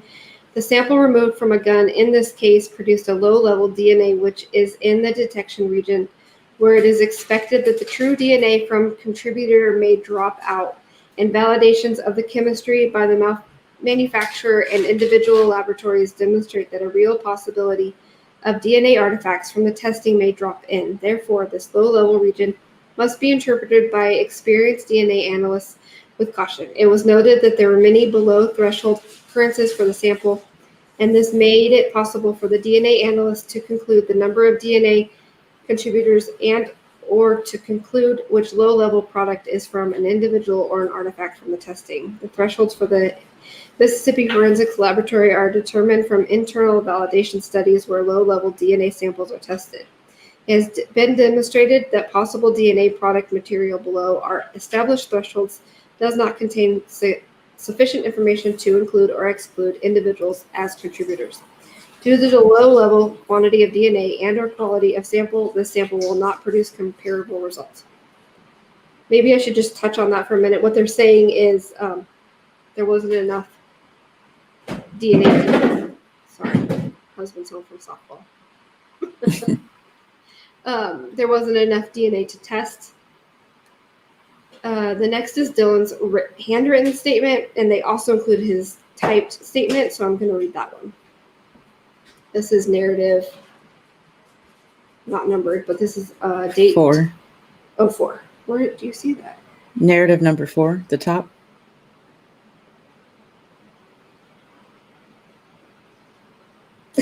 Oh, there it is. Okay. Right here. My eyes are like crossing. Okay. This is the statement. Christian called me at 1:37 asking if I was able to come pick him up at St. Rose, Louisiana, at a docking bay that his barge had stopped. I told him yes, that I could pick him up. He told me that I needed to be there between 7:45 and 8 a.m. I left my home at 3:45 a.m. to 4 a.m. on my way to get him. We exchanged a few phone calls just to touch bases, and he would ask me where I was or how far from the landing area. After a couple hours or so, I finally reached the destination that he was at. I called him when I arrived, and he said give him a few moments. He came down the hill where I was parked and removed his blue jumpsuit he wore for his work. He said he had left without permission, and security of the place along with the sheriff were alerted, but he decided to leave. I have no conclusion on whether he was able to leave or if just left by self-choice. After we left the destination, I picked him up. We talked like always have. Nothing was out of the ordinary. We stopped at a gas station and got us some drinks and filled my truck up for coming to get me. As we pulled out and got back on the interstate, he began to tell me that him and Whitley were having relationship issues. The issues were regarding another boy hanging out with Whitley while he was gone, and he then told me this the reason for him coming home. Then we continued our route to Meridian, just talking and listening to the radio. We pulled into the apartment complex that he was living at. He noticed the BMW he bought for Whitley was there, and he walked in. He began asking her where she had been because they have a tracker on each other's phones. She spent the night at the boy's house that Christian earlier mentioned. His name is Matt Miller. After asking her multiple questions regarding what she had done, she mentioned the usage of Xanax. She was not sure some of the activity they had participated. He blamed Xanax for her not knowing. I stayed upstairs majority of the time due to I didn't want to interfere with their argument. I stuck my head over the rail or over the stairs one moment and heard him saying over and over, "Do you love me?" After a few times of asking, he pulled his gun out and cocked it and stuck it to his head and asked again, "Do you love me?" She said yes and tried to grab the gun away from him. After a while, things calmed down and we watched a movie. And then it signed Dylan Swearingen.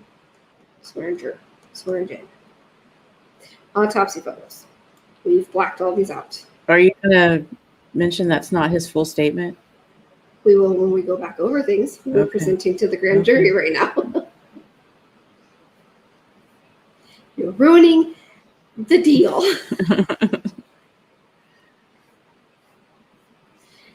Jury, Sorry. strike that from your eardrums. I've always wanted to say strike that from the record.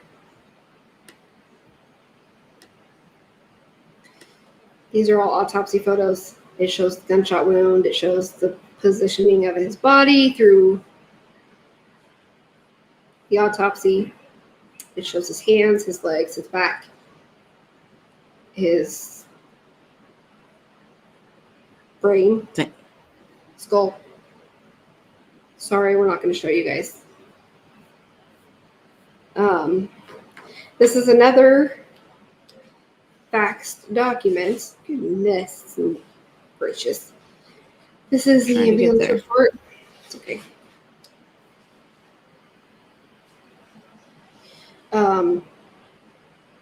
It's the ambulance report, and it was issued on 2/27/2014. 801 Deer Run. The author is Drew Steele. The pickup location is a cab location. The address is 801 Deer Run, Meridian, Mississippi. They use lights and sirens. The onset time was, it says 2/26/2014 at 15:45. The reason says self-inflicted. Primary signs and symptoms says death. Then in the narrative, it says obvious death. Patient is an approximate 25-year-old white male found at his residence laying in his bathtub with blood filling the tub. Patient is unresponsive and no signs of life are present. Patient appears to have shown or have gunshot wound to right temple exiting through left. But exam is difficult due to hair and blood in way. Unresponsive, not breathing, no pulse, no potential salvageable signs, massive blood loss, skin cool and dry, extremities intact, no movement. Then it says I can't read that. Once patient determined to have had signs of life and injuries undeterminable with life, no further treatment was performed. Patient pronounced at scene, secured and investigated by law enforcement. Once requested by coroner, removal from scene and placed in body bag, transported body to morgue, left in morgue cooler. And I can really read, guys, I promise. That's just how it was presented. The next is the pathological examination. Date of examination, February 27, 2014. Primary findings, gunshot wound of the head, injury of the skull and brain, no projectile trajectory of the bullet. It just collapsed over here. Right to left, front to back, and without significant deviation upward or downward. The next is the coroner summary report. Autopsy requested. The coroner was Marl C. Cobbler. Autopsy performed, yes. Doctor performing autopsy, state medical examiner, cause of death, gunshot wound to the head. Case summary. This 21-year-old white male had been depressed lately. Friend found him slumped in bathtub. EMS and LEO found gunshot wound to head. Body placed in body bag, sealed with tag number 4686315. Transported and secured at the Lauderdale County Morgue. Body to be released to Magnolia Transport. Post-autopsy for transport to Lauderdale County Morgue. The next, it looks like notes from someone. And it says date approximately 1 month prior to Chief Lee's resignation. Meeting with Chief Lee and Lieutenant Sharp. Josephine Virgil Hughes and Ray Andreacchio are participants. At the request of Ray Andreacchio, a meeting was scheduled with Chief Lee.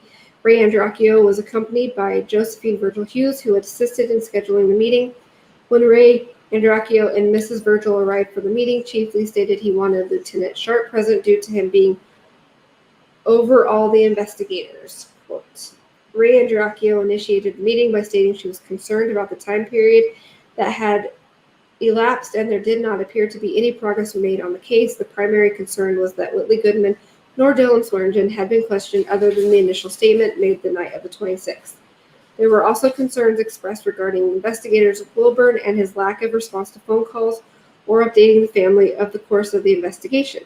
The concern that there was not an investigation occurring was expressed. The Chief Lee and Lieutenant Sharp were informed that Christian's victims' rights had been invoked and the family felt that Wilburn was avoiding phone calls. At the time of the meeting, Wilburn had returned no phone calls the family had made to him, which numbered at least 10. It was then requested that Chief Lee allow NBI to assist MPD in the investigation of Christian's death. Chief Lee was quick to respond that he would not allow NBI to assist in the investigation. His attitude was one of arrogance and condescension. He stated that his department would handle the investigation, but at the time of the meeting, there was no reason to believe that a crime had occurred. He indicated that they were waiting for the GSR results from the MS crime lab, but until they received those results, there would not be a reason for questioning of Whitley or Dylan. He stated, "You need to go home and let us do our job and accept what has happened." Ray Andreacchio replied, "If someone shot your daughter, would you go home and accept it?" Chief Lee stated, "Yes, I would." The meeting was concluded at that time. Chief Lee stated Lieutenant Sharp would contact the family if there were further developments. The days and weeks after the meeting, the family attempted to contact Investigator Wilburn numerous times, but with no results in speaking with him. The next is the timeline that I read earlier from DeBoard. And then the next is Gypsy Ward's reports. She's with the AGO. And this was on 9/13/17. The following is a brief synopsis of the first responder ambulance report in reference to the death of Christian Andreacchio. The report shows the Metro ambulance responded to 801 Deer Run in reference to a 27 DO1 stabbing gunshot wound on February 26 at approximately 4:45 p.m. The report shows that they arrived on scene at 5:06 p.m. and began a vital assessment at 5:08 p.m. The responding paramedic was Drew Steele and his driver, Robert Strickland. Mr. Steele documented that patient was laying in the bathtub with blood filling the tub. Mr. Steele documented that the patient was unresponsive, not breathing, no potential salvageable signs, massive blood loss, and skin was cool and dry with no movement. Mr. Steele, once determined there was no signs of life, no further treatment was performed and was pronounced dead at the scene. Mr. Steele reports that the scene was then secured by law enforcement and the coroner was requested. Nothing further to report. This next one is another report by Gypsy Ward. This is a brief synopsis from the findings of Security and Investigative Support Services. This is a private investigation service that was hired by the family of the deceased Christian Andreacchio. Investigator Dale Jones conducted his own interviews with both Whitley Goodman as well as Dylan Swearingen. He did phone interviews with both parties who gave their version of events of the day Mr. Andreacchio died. Mr. Jones and Robert Soms also spoke with coroner Marl Cobbler, who was then provided 911 tapes as well as EMT reports. Mr. Jones and Mr. Soms then met with the Andreacchio family at the scene of the incident at 801 Deer Run. They took photographs of the upstairs where Mr. Andreacchio died. After doing interviews and viewing the crime scene, it shows the report where Mr. Jones called and spoke to Ray Andreacchio and stated to her that it is their opinion that this is a suicide. Next is the coroner's report. The following is a brief, this was also dated 9/13/17. The following is a brief synopsis of the Lauderdale County Coroner's Report in reference to the death of Christian Andreacchio. The coroner at the time of this incident is Marl C. Cobbler III and reported the date and time of death is February 26, 2014 at 4:45 p.m. Mr. Cobbler reported cause of death as a gunshot wound to the head. Report states 21-year-old male had been depressed lately and a friend found him slumped in bathtub. EMS and LEO found a gunshot wound to the head. Body placed in body bag and transported to local morgue. Nothing further to report. 3 more pages. Actually 2. This is the brief summary of the Max Hayes private investigator report. Remember, his name is Max Mays. This is a brief summary of the report provided by Max Mays, a private investigator hired by the Andreacchio family in reference to the death of their son, Christian. The report shows that on December 2014, his firm was hired to conduct an investigation into the death of Christian Andreacchio. Mr. Hayes conducted numerous interviews with witnesses as well as suspects according to his report. Mr. Hayes read and documented the MPD findings as far as the crime scene was viewed. The report reads in a manner where it suggests what needs to be done versus what he actually did. Mr. Hayes did not type up a conclusion as to whether he felt it was a homicide versus a suicide. He simply suggests that due to his findings that the opinions of other experts be obtained and hopefully those findings will help to end speculation as to what may have caused the death of Christian Andreacchio. Mr. Hayes wrote a 35-page report of his investigation as far as witnesses, crime scene findings, lab reports, and statements made by the Andreacchio family. His full report will be in the case file for further review. Nothing further at this time. Susan, do you have, really quick before we get everybody's votes, because this is the very last thing, do you have the black and white luminol photo?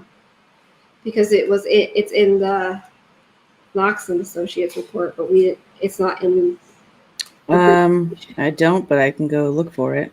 Okay, so that's done. The last page is just all of the people interviewed, driver's license information, and that doesn't need to be up on the screen. She's gonna grab the luminol photo that was presented.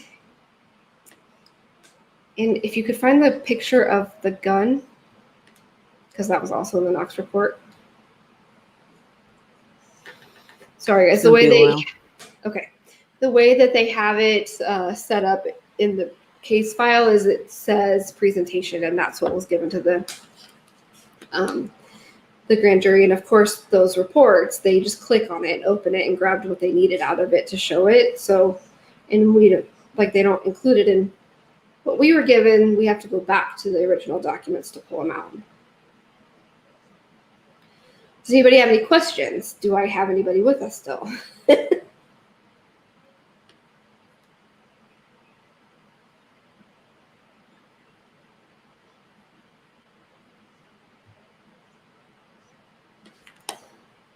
I'm checking that we still have the juror that couldn't comment.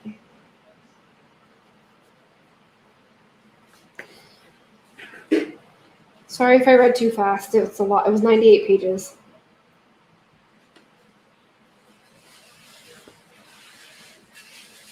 Debbie, if you're still with me, can you just comment yes in our messages so I can see it really quick?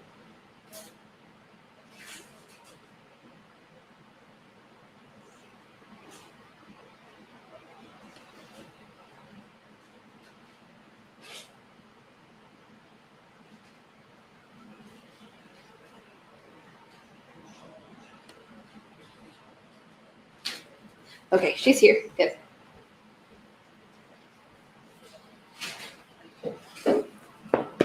Thanks, Ava. I'm glad, Joseph. I'm glad you're still here. We still have E incognito. Is anybody watching that had never made up their mind? Wow, you made 3 pages of notes when I was talking as fast as I was. I'm impressed. Do you have any questions? Oh, good. Ian's still here. Is anybody watching not commenting that was on the fence prior to this?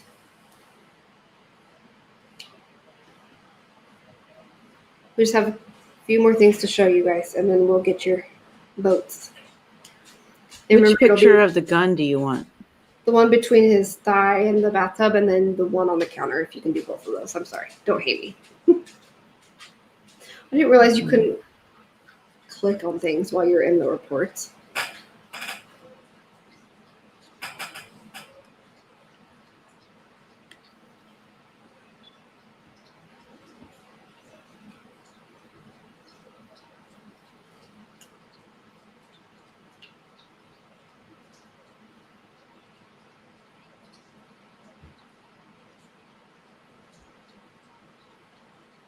Where did you say the black and white?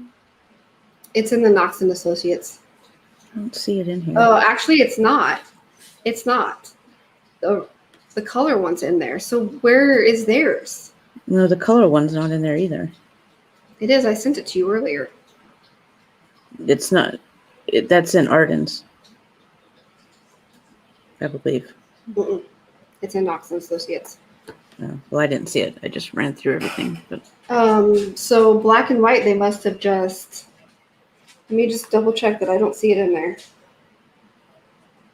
maybe one of the mods can grab it off the Facebook post and send it to me.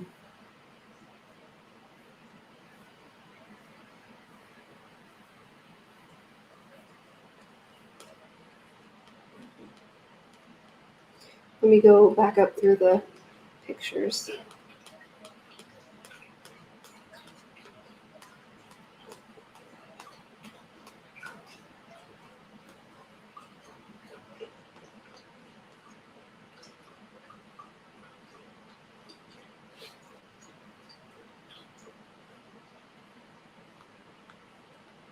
Yeah, it's not in the Knox. It is. I'll show you what page. I just don't see it in the presentation. It has to be when they click that link, it turned it black and white. Well, Arden's is black and white.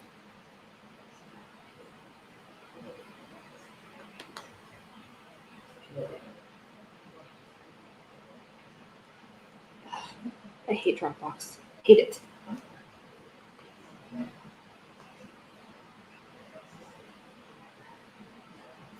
KA presentation, and then it's page.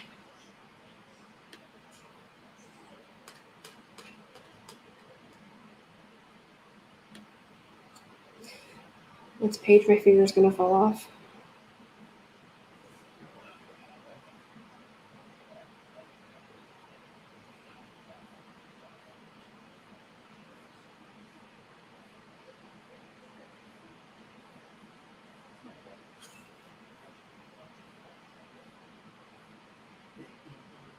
What the heck? I just sent it to you earlier. I have the color one. I don't have black and white one, but it's not in the Knox report. Oh. Okay, I see what you're saying. The black and white one's not in the Knox report. Correct. Well, neither is the Okay. color one. But I pulled it from there earlier. no, you didn't. You pulled it from somewhere, but not there. Did you get the gun picture? Yes. Hold on. I gotta do all this stuff to get it up.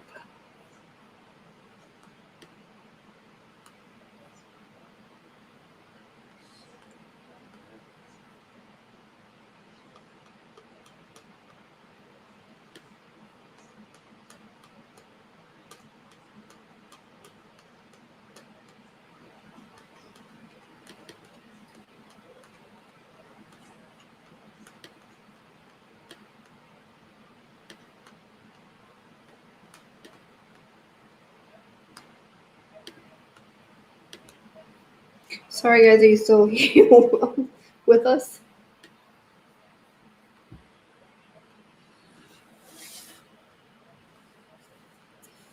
It should also be noted.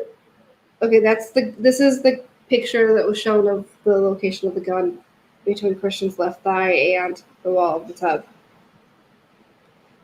The whole MBI report is huge. It has all of the calls, the text messages, and that was also in this presentation. Because there are photos in here, we can't drop it in the group. But if you guys have any questions about it, they pulled a lot from it and put it into the PDF. But I'll stop there. Okay, the black and white one. I'll just go look for it really quick.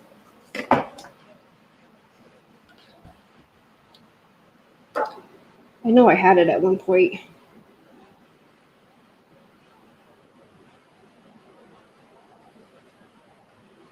Do we have any of our mods still on? Yeah.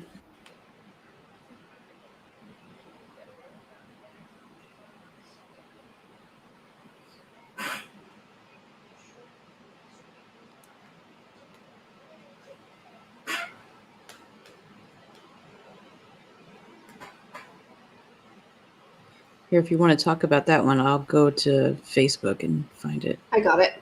Oh, which one? The one that's up. You sent the black and white photo, Sleuthy. Susan, I'm there in the Facebook group, but if you want to grab it, just search black and it comes up right away. Okay, so this is, you can't see where I'm pointing, but clearly you can see where it says pistol, and that's the back side of the gun. Christian's body is going over the tub. The blue part is his hoodie. No, we want the luminol, the black and white luminol photo that was shown to the grand jury. I think it. Susan's going to go get it. So the blue, okay, the blue part, thank you, Susan, and Susie. The blue part is his hoodie and then his belt and then his pants, obviously. So you can see if you turn your head where the gun is. And it is wall of tub, left thigh, lodged that way. And the next thing we're going to show you is the luminol photo that was presented to the grand jury. And this is how they made their decision.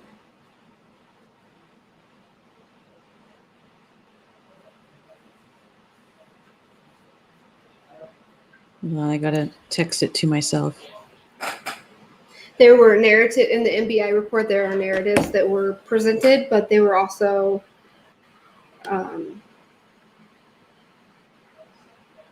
anyways, I'll stop there again.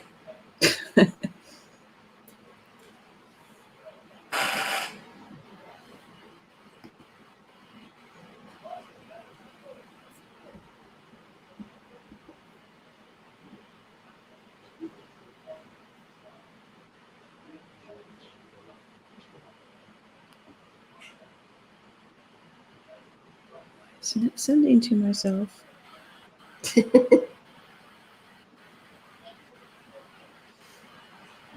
it is.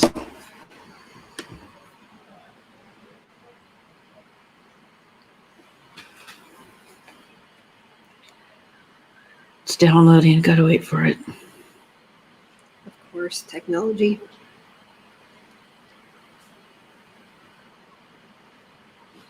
Does anybody have any questions about the gun?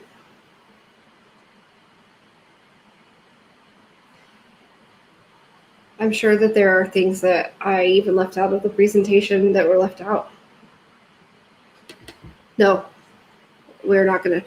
So that's a good question, Mama Six. The grand jury got to see a video of somebody self-harming, and the video that they showed was a man in an interrogation room at a police station in question. The detectives gave him a bottle of water and walked out and left him in the room, and he pulled a gun out of his waistband, held it to his head, and shot himself. And they did this to show that a gunshot wound to the head doesn't have a lot of spatter. That's what they showed. We'll go deeper into that in a little bit. But no, we're not showing that. I don't think you can even find it anymore. I think I have like a cached version of it, but it's horrible.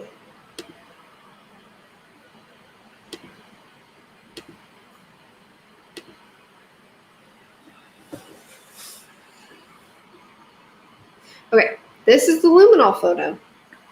Knox and Associates went back in when they were doing their investigation at the request of Bilbo Mitchell and Detective Bratu, and the Andreacchios had to pay for this because Bilbo Mitchell said that there wasn't enough funds to pay for this themselves.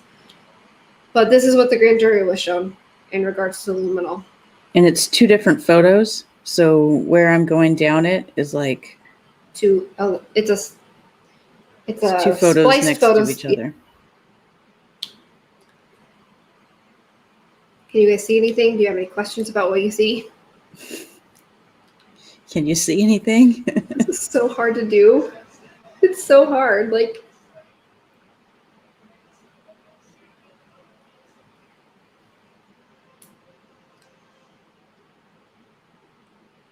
I mean, a lot of what they used was, well, you're looking at a black and white photo of luminol. Can you see it? So this is the bathroom. The white off to the left, that white line is the door. The bathroom door. And the view is as if you're standing in the bathtub looking out to the door. But can you see it? Don't you see the luminol? And the right side is the door also. Yes, the bottom ceiling. of the door. Or the top of the door, sorry. Top of the door. And that's like the ceiling area right there. And right here is like the shower bar that holds the shower curtain. So they were standing inside taking a picture out. Or maybe that's not the shower. I don't know. We'll see in the Well, the shower bar's like right there. I think it's lower. You can't even see where I'm pointing. I'm an idiot. Okay. So,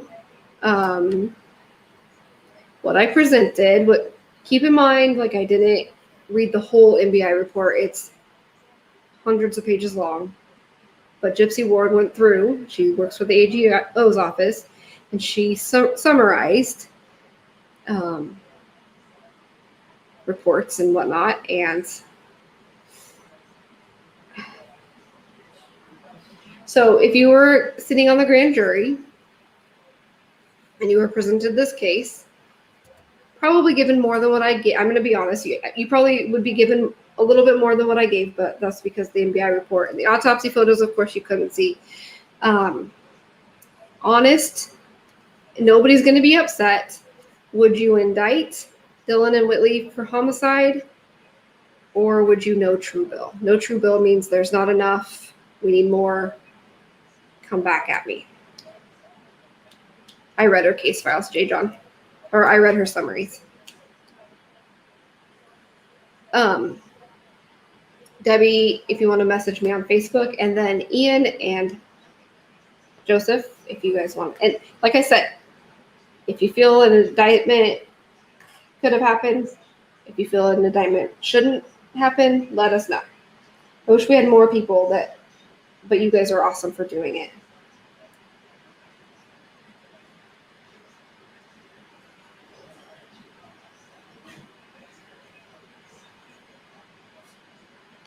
We have one no true bill. That's interesting. Okay, so we have 2 no true bills. So you guys understand what no true bill means, right? That means no indictment. Just say yes so I can make sure that you understand. Debbie said no true bill? Yep. Okay. And Joseph said push for indictment. 1 indict. Okay. Do you want the other picture up, or do you want to do Arlington and Arden? Because Arden wasn't presented either. Yes. Well, Arden didn't happen until after, right? I believe he happened early on. I'm not sure. Let me look. I have what was left out. Okay, so the reason why we have you guys here is because I would indict based off of where the gun was placed. Understood, no indictment. Okay. Arden was 6th of October 2016. Oh, so he was. Okay, so I'm going to go over quickly. I'm not going to read everything, but I'm going to go over quickly what was left out of the grand jury presentation. Joseph Arrington was brought in 2017, just before the January of 2017, yes. And he was asked to look at the case. He's a detective with MPD. And there were narratives that he had written up, and number 44 through number 53 were excluded and were never presented to the grand jury. And he never testified in the grand jury. And he never testified to the grand jury. And I will go over briefly some of those narratives. Narrative 44, he is doing a review of the case file, crime scene, photographs, and physical evidence to get an understanding of the case. After listening to the 911 recording of the initial call, this case became suspicious from this point forward. Dylan Swearinger called 911 and reported a suicide and gave the name of an entirely different apartment complex that was on the other end of Meridian. And even after being called back by 911, Swearinger gave the same wrong information about the location. This delayed, and you guys can chat now. Like, you guys can chat. If I forget something that was left out, remind me. Left out of the grand jury presentation, remind me, or just put it in the chat. Like, let's show them what was left out and see if they would still vote the same. This delayed emergency responders from reaching the death scene by several minutes. It is further noted that while 911 dispatch was trying to keep Swearinger on the line to make sure medical and police support arrived to the correct location, Swearinger kept insisting on getting off the phone to make additional no-essential calls. In this case, it seems from the onset, Swearinger called the incident in as a suicide. Central Dispatch gave the call out as a suicide, and the police officers arrived on the scene with a preconceived opinion that they were responding to a suicide. It seems by the preconceived notion and without intent, it was already decided this was a suicide. Therefore, instead of following the facts to conclusion, responders attempted to make the facts fit their predetermined conclusion. It is my thoughts it could be suicide, homicide, or accidental, with one of the 3 to be proved with facts. Until that is established, the death should be classified as a homicide, unknown cause of death. To complicate this case even more were the fact that the family of the deceased were allowed to have an active input into the investigation from the employment of private investigators. Then it is further noted that the Mississippi Bureau of Investigation and the Attorney General's office were called into this investigation. Therefore, in order to investigate this case with an open mind and an objective opinion, I elected to set all this listed input aside and conduct my own investigation.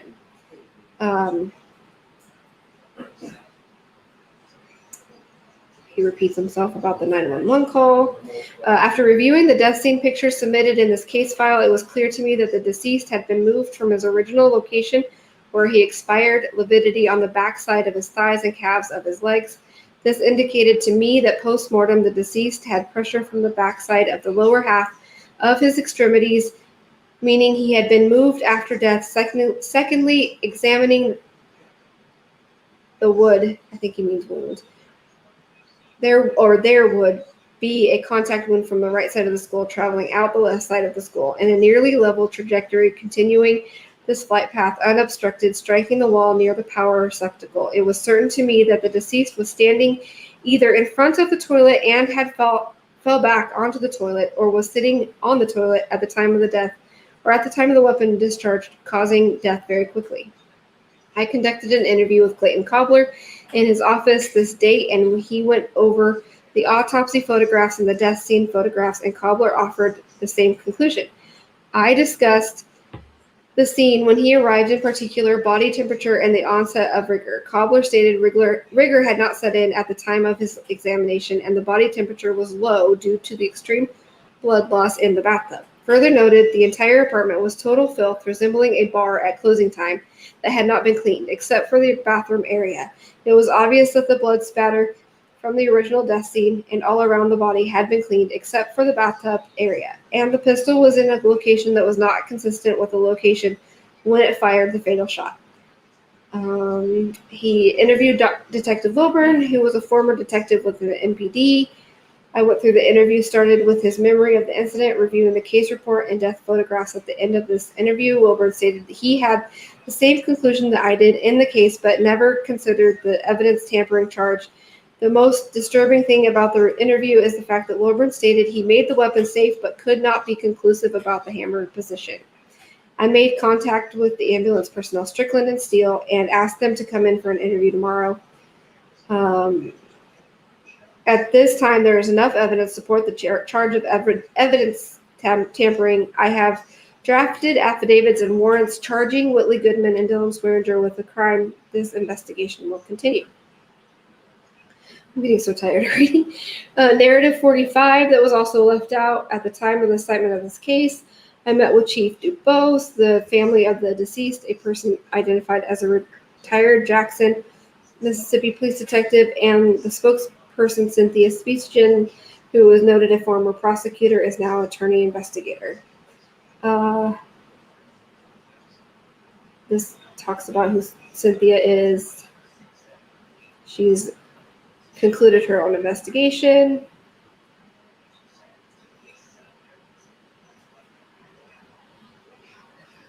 Investigators indicate the death scene is staged. I don't see any documentation that this is indicated as a staged death scene.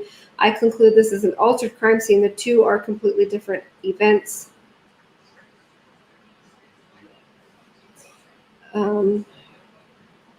The paragraph 5, he's going over reports from a letter to Chief Dubose from Cynthia.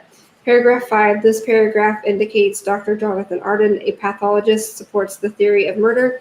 This paragraph indicates fixed lividity on the back sides of the deceased right leg. I am in total agreement the deceased was moved post-mortem. I am in further total agreement the actual time. If death is inconclusive, I suggest it would take more than the body being moved in an unconfirmed time of death to support a murder charge. In paragraph 6, Speechgen refers to the Kimber 45 located at the death scene and further refers to the laws of physics. Speechgen states one cannot uncock a gun after shooting oneself in the head. Secondly, nor can one who is kneeling with his head in the tub take the gun with his right hand and place it between the tub and his left thigh after having fired the through shot that entered the right side of his skull. I myself don't have any knowledge of the laws of physics. However, I do have working knowledge of death scenes. I am in full agreement with Speechgen that after a .45 caliber projectile passes through the brain, causing the immediate death, the deceased is not going to move his body and further he is not going to relocate the weapon, and the deceased is not going to clear the action of the weapon. Speechgen states again that this is a murder and then continues on with her investigation about a life insurance policy subject that does not exist. that fact that Swearingen is at the credit union attempting to withdraw money from the deceased account without success. And then Speetsgen's, I'm probably butchering her last name, interjects her opinion that Swearingen's statements about his attempts to withdraw the deceased money is subject. With that, I agree. And then Speetsgen's injects more likely simply false, which would seem to be speculation on her part. Paragraph 8 indicates a request for a meeting with the Meridian Police Department. Paragraph 9 indicates the mother and father in this case are committed to following this case until it is resolved. Again, Speetsgen interjects murder and follows up with some suggestion of child. The deceased in this case is an adult, with the fact being noted that a death case is equally important, child or adult. And then there's the close of the letter. He requests a meeting. And 46 is he meets with DeMarcus Wilburn, the detective that was initially on the case. Wilburn described the initial crime scene and stated that from the start he suspected the crime scene as he found it was suspect. Further, Wilburn stated he fully believed the scene had been altered and did not believe the story given by Swearinger and Goodman. After being asked about the recovered Kimber .45 pistol, Wilburn stated he collected the firearm and cleared the weapon of the magazine and the live round. Siri just thought I said her name, sorry. That was in the barrel. I was very specific in asking the position of the hammer of the firearm and the slide position. Wilburn stated he remembered clearing the firearm and making it safe, but not be specific about the hammer position. During the interview, Wilburn indicated he was directed by Assistant Chief of Police James Sharp to meet with two private investigators, one being Stubbs and another being Jonathan DeBoard, and was to release all information about this death investigation to them. I asked Wilburn if it was the same Eric Stubbs and Jonathan DeBoard that run Modern Outfitters, and he said it was. Wilburn stated he was also involved in the later date and time with the Mississippi Bureau investigation. I read a follow-up that Wilburn entered that he provided Sergeant Weeks with crime scene photographs, and Sergeant Weeks provided him with a death certificate. Wilburn further stated he and Weeks compared investigations and came up with the fact with about the same conclusion: suicide. I found this strange due to the fact that in a recorded interview, Wilburn indicates he was suspect of the crime scene and both Goodman and Swearingen. Wilburn did indicate he was involved in this investigation at the start, but had not seen the autopsy images or reports. Wilburn's input on the investigation at the death scene and my recorded interview will be included in the case file. Narrative 47. These are all the beginning of September. All of them are, and these were all left out of the grand jury presentation. This is the interview with Drew Steele. He was the first responder with Metro Ambulance. Drew Steele stated he responded to this death scene and displayed excellent memory of the interior of the apartment. Steele stated the apartment was in a complete mess and that it was obvious there was a lot of smoking and drinking like the interior of a nightclub. Further, Steele stated there was dog feces on the floor and up the stairwell, but throughout the filthy apartment interior, Steele stated he had noted the interior of the bathroom area where the deceased was located was very clean, and he noticed from his experience of suicide scenes that the blood spatter normally found had been clean. Further, Steele stated that rigor had set in on the body and indicated the deceased had been deceased much longer than Swearingen and Goodman were indicating to the police. One thing that was noted, Steele stated, and was absolute about, is that Whitley Goodman stated that during an argument, Christian Andreacchio had run up the stairs, locked himself in the bathroom, and shot himself. I went on to further ask Steele if he was absolutely certain Goodman had said exactly that, and he stated it was, and he would testify to it in court if needed. I found this to be significant information in the deception of Whitley Goodman about the death of Andreacchio. As I continued my interview with Steele, I asked about the condition of the deceased, body temperature, onset of rigor. Steele stated that the body temperature of the deceased was much too cold for the time of death to be as stated as Swearingen and Goodman. It went on to state the amount of clothing that the deceased had on, along with the interior temperature of the apartment. The body temperature should have been much higher than Steele went on to state rigor had set in. That further indicated to him that the time of death was much longer. I found Steele to be very knowledgeable on the death scene and very observant of the scene within the apartment and the attention to what Whitley Goodman stated about the death and how it happened. Narrative 48. He meets with Cobbler, the coroner. Yeah, you can't see anything because it's black and white. Do you want to put the color one up? Yeah. Okay. On the 11th day of January 2017, I met with Lauderdale County Medical Examiner Clayton Cobbler to review. He's not the medical examiner, he's the coroner, but to review this death case. This interview was recorded on video at his office. At the office of Clayton Cobbler, the photo on the screen was what was given to the grand jury. This is the actual photo. It's luminol in the bathroom. Let me finish these and we can go over that in a second. They didn't use Dylan's whole statement. Unless they broke it down through the MPD report and the MBI report, they didn't even have Whitley's statement in the PDF. So they could have done it that way. And that would have been hours and upon hours of me reading, but it should have been in the PDF. Like it should have been up on the screen. Why did they only put Dylan's up on the screen in half of it? And they didn't do the Arden report, which, I mean, he's is it even major in there? Dude. Huh? Is it even in there?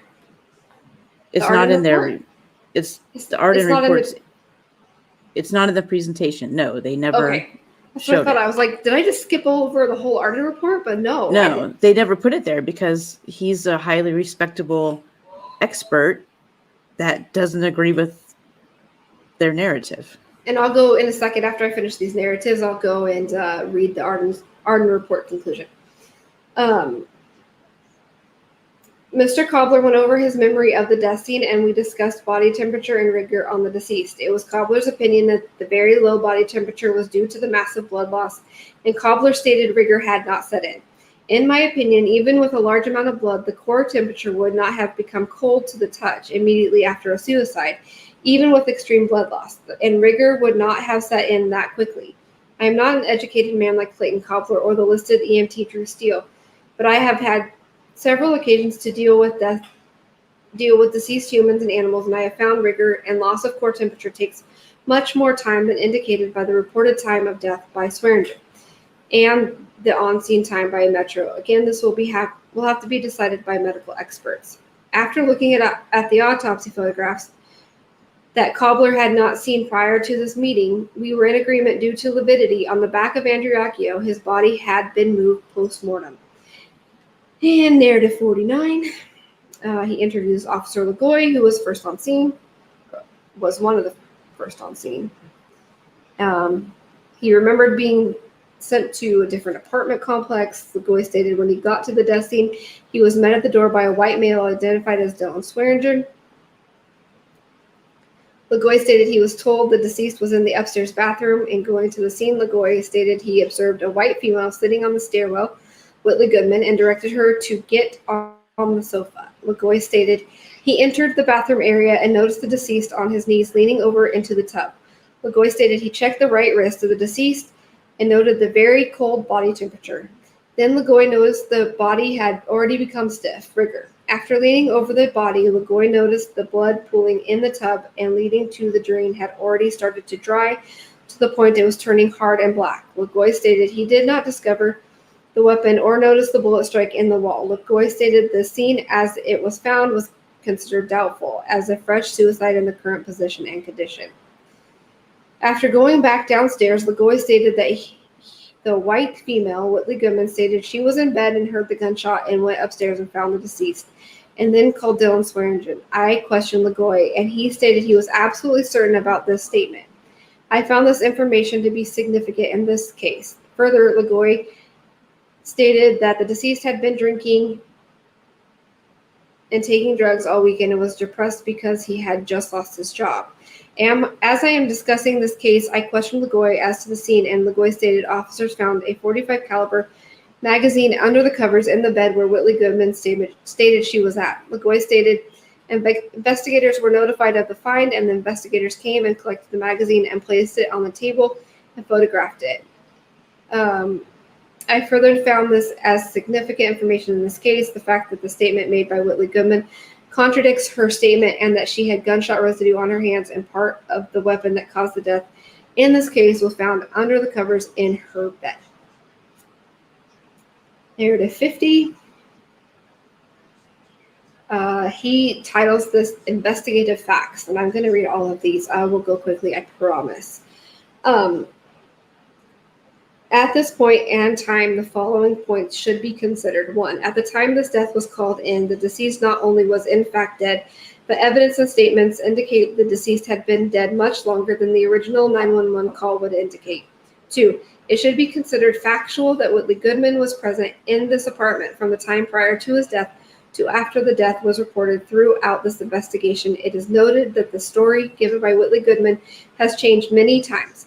A combination of changing statements and text messages sent and received, phone calls made and attempted to be made, make her suspect in this case. 3. Goodman stated to Sergeant LaGoy that the deceased had been drinking and doing drugs and depressed because he just lost his job. This is contradicted by the toxicology report in this case file and is the reason the coroner listed depression as his report. Hi, Angie. 4.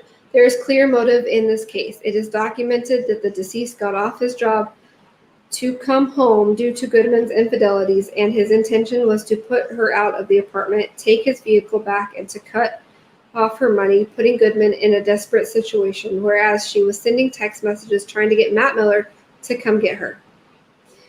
5. The time of death in this case is skewed at best, with there being evidence the death event occurred much earlier than reported. 6. If the time of death is prior to Dylan Swearingen being at the credit union trying to withdraw all of the deceased money from his account, then there is obvious issues.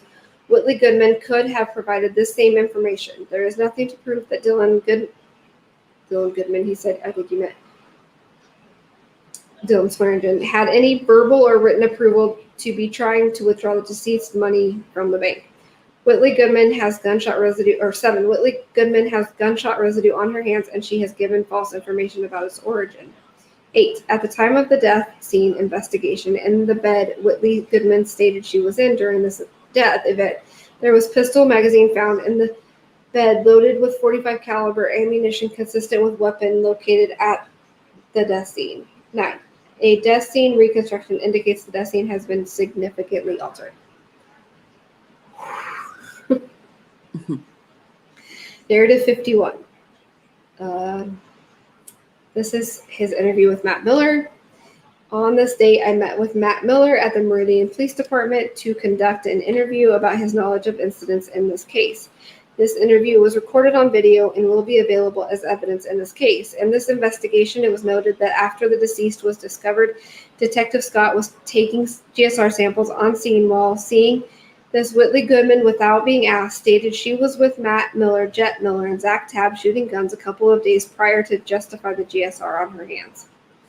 I interviewed Matt Miller, who was with Goodman for the duration of this evening, and Miller was absolute that Goodman had not fired a gun, as she claimed. Miller stated he and Goodman were in the back seat of the car when Jet Miller and Zach Tabb got out, fired the .40 caliber pistol. After being asked if Matt Miller and Whitley Goodman wanted to fire the weapon, Matt stated he asked Whitley Goodman if she wanted to shoot the gun. Matt Miller stated he really didn't want to shoot, but would if Whitley wanted to. Matt Miller was very absolute when he stated that Whitley was laying across his lap in the rear seat of the car and was holding her hands over her ears. Matt Miller stated he was also holding his hands over Whitley Goodman's ears as well for added hearing protection.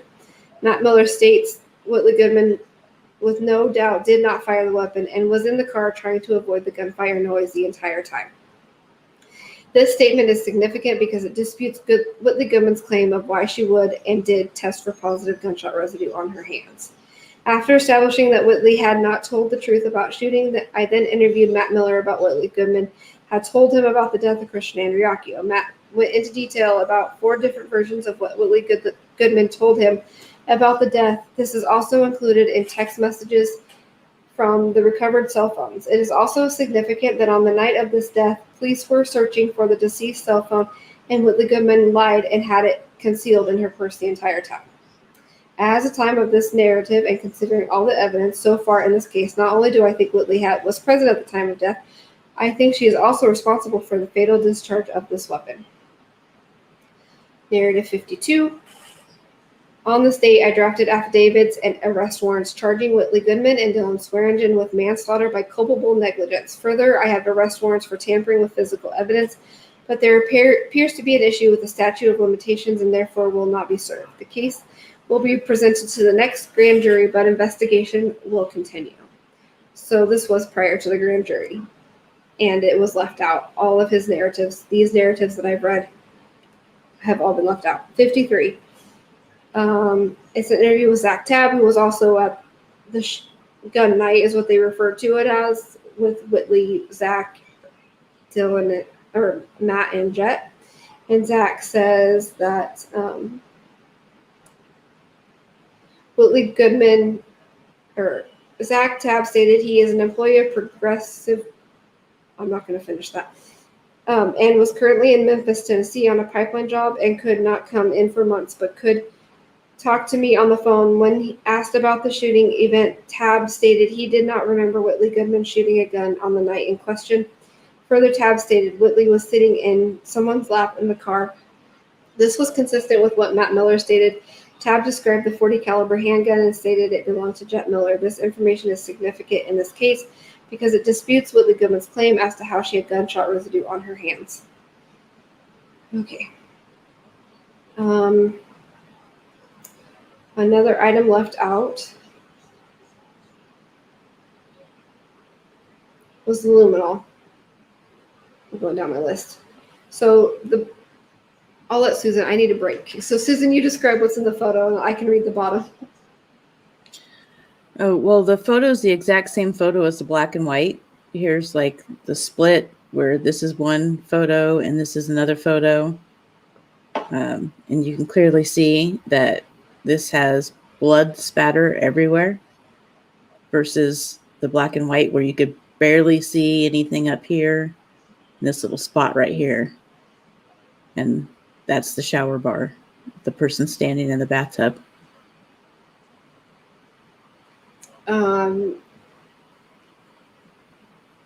At the bottom of the luminol photo, it says, I used a variant of a chemical called luminol in a proprietary variant called Blue Star to detect trace amounts of blood in the bathroom. My examination revealed reactions consistent with blood above. Debbie, I'll answer you in just a little bit, I promise. My examination revealed reactions consistent with blood above the bathroom door, on the adjacent wall, and on the ceiling, in locations consistent with Andreacchio having suffered the gunshot wound while in position in the approximate center of the bathroom at a height aligned with the bullet impact near the electrical receptacle. The reactions were photographed. The reactions were consistent with mist-like spatter commonly associated with gunshot wounds. And although the bathroom had apparently been repainted subsequent to the incident, reactions through paint have been shown to occur. In this case, the reactions were strongest in areas that would have likely not been as thoroughly cleaned as other areas of the bathroom, and the mist-like nature of the spatter would likely have rendered it practically invisible to the unaided eye. So this was left out. Debbie sent me a message and it showed up. She asked why was all this left out. I wish we knew the answer to that. Anybody have any well, because they wanted a no true bill. Right. They didn't want to indict. And also, we're not even for sure because in the beginning of the presentation, it just has those little PDF photos. So we don't know what of the MPD and the MBI was actually presented. Right. Because we know that the first responders all clearly did not believe Whitley and Dylan. So I highly doubt their narratives were presented.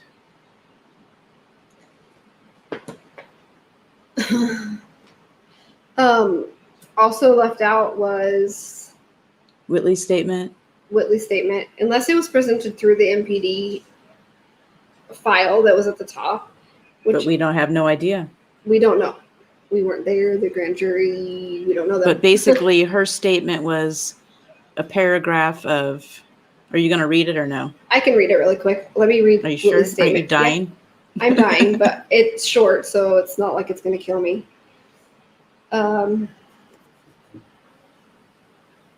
This is Whitley's statement. Maybe.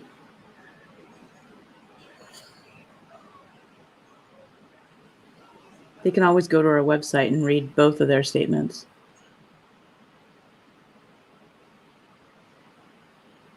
My Dropbox is an utter mess. Because I just pull and... Okay. Also, it was left out about Dylan's statement. Like, what the heck? Where is it? It's in the narratives.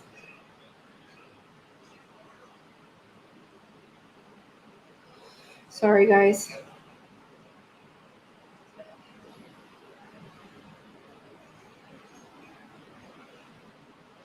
It's here. Give me a second.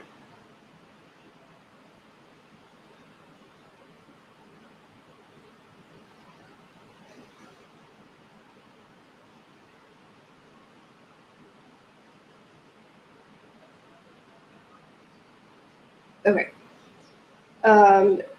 It says this is voluntary statement given by Whitley Goodman in reference to the shooting incident that happened at 801 Deer Run. The mother of 17-year-old Whitley Goodman gave me permission to talk with her daughter. The statement was typed by Detective D. Thompson. Saturday the 22nd, also the day Christian left out for work at 5 a.m. that night, I went to a Mardi Gras party with my family. He stopped talking to me starting at 1 the day he left for 2 more days.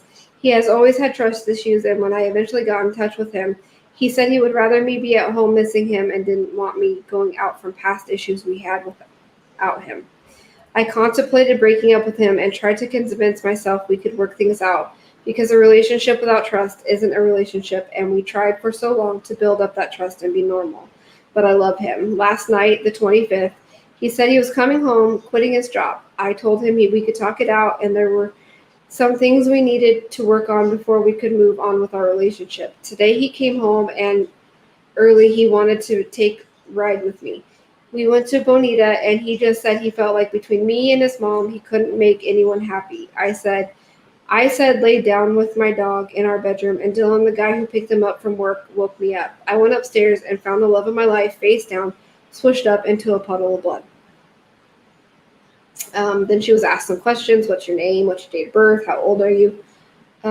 Whitley, has Christian ever talked about hurting himself? I don't think so. Whitley, did Christian own a gun? Yes. What kind of gun did Christian own? I don't know, but it was black and wood. Whitley, did you shoot Christian? No, sir. Whitley, who found Christian? Dylan, Whitley, did you go upstairs? Yes. I hugged his waist and held his hand. Whitley, were you on any drugs? Yes. Did you hear any gunshots? No. What kind of drugs were you on? Xanax. Why do you think Christian shot himself? Because he loved me and thought I didn't love him. Whitley, is there anything else you would like to add to your statement? No, sir. Whitley, is everything you stated to me the truth and correct? Yes. Now think back to those narratives that I just read that were left out and listen to her statement. Other things that were left out.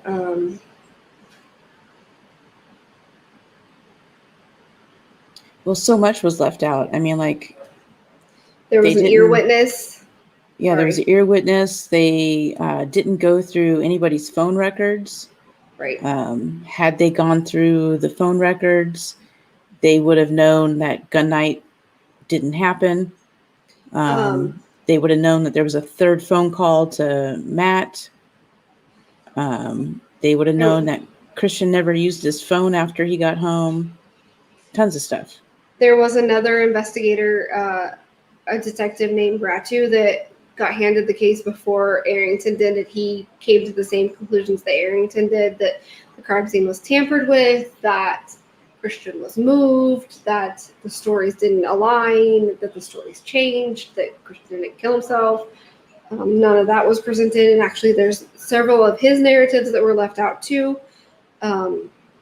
The Arden report was left out, like Susan said, and I'm going to read his conclusion really quick. If you don't know who Arden is, he's a renowned forensic pathologist, and when I say renowned, I mean renowned. Like, he worked the DC sniper shooting He has worked, he's testified in grand juries and a total of 900 times or more than 900 times. So, I mean, he is renowned. He's qualified. Yeah. And he's paid up front, not after. So this is his summary.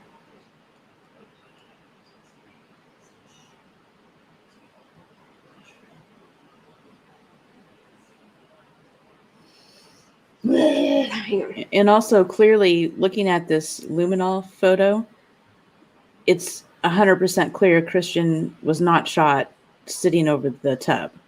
That's impossible because all of this is feet behind the tub. There's no way that blood spatter would be the way it is. He had to have been standing up and probably in the middle of the bathroom. Right. And Knox agrees. So this is his summary of opinions. The death scene was staged. The position of the gun between his left thigh and the outside of the tub is inconsistent with him having shot himself in the right temple. After shooting himself through the brain, he would have lost consciousness and purposeful motor activity immediately, so the gun would have dropped to his right side and probably into the tub.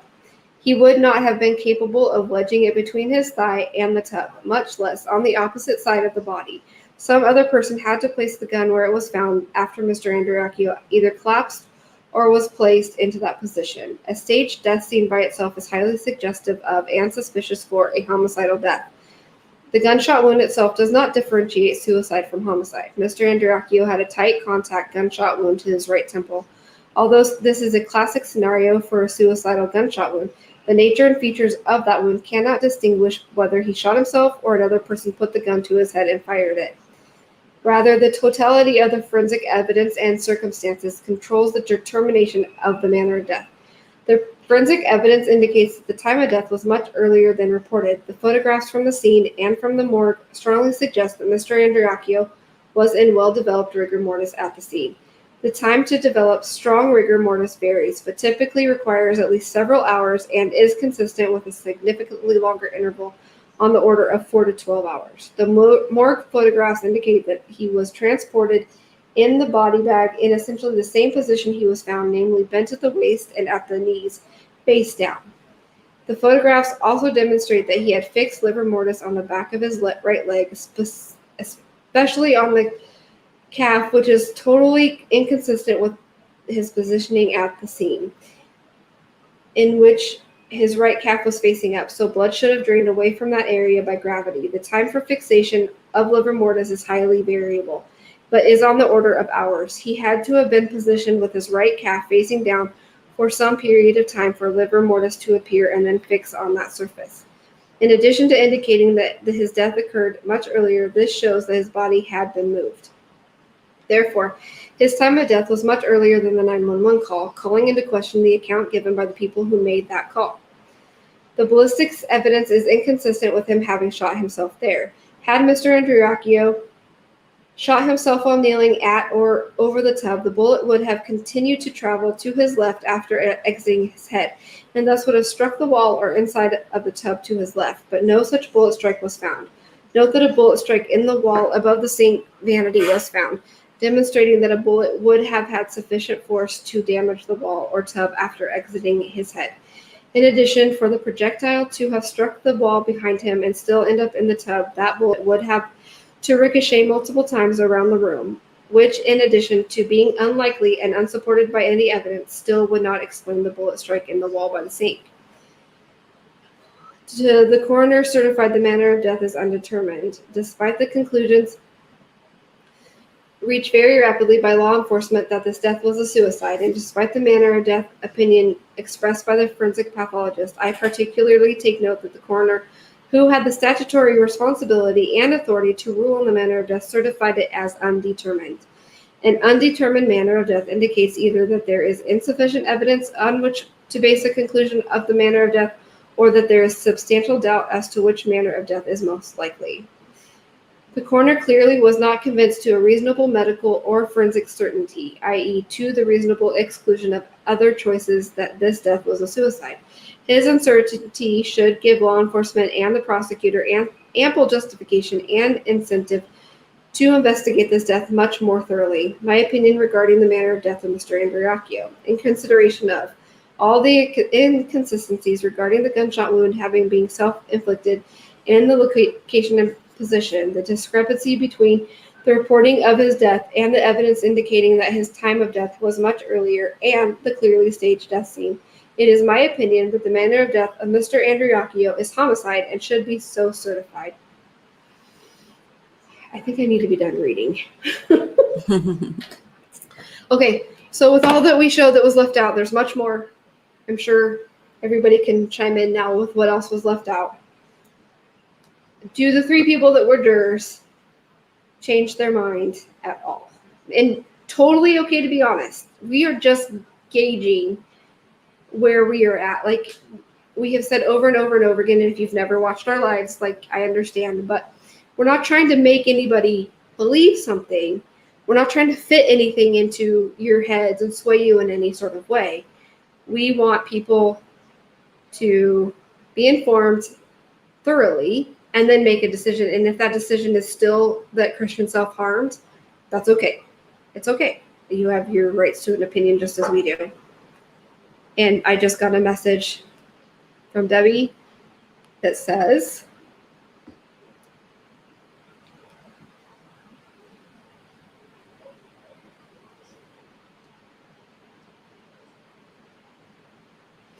I would have definitely voted to indict if I had had all of this information.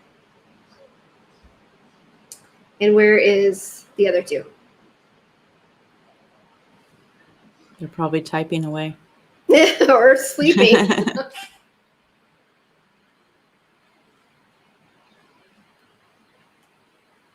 there's so much that was left out of the presentation as far as the storyline of how everything played out. Like, I don't know how anyone would have, based on what was presented, I would have walked away confused on not knowing what happened.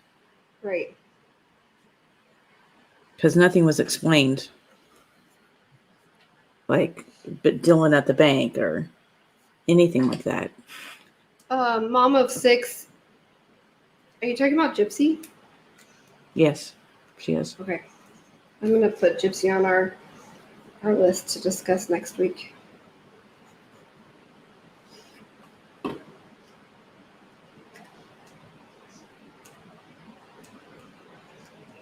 Good question, Angel. Well, there's no way to know because the grand jury is private. So technically, if it wasn't for some jury members coming out afterwards and speaking up, we wouldn't have known that they weren't shown the color photo. Debbie just asked where do I think he was killed then, and I think he was still killed in the bathroom. Yeah, for sure. I think he was standing up and was attacked from behind.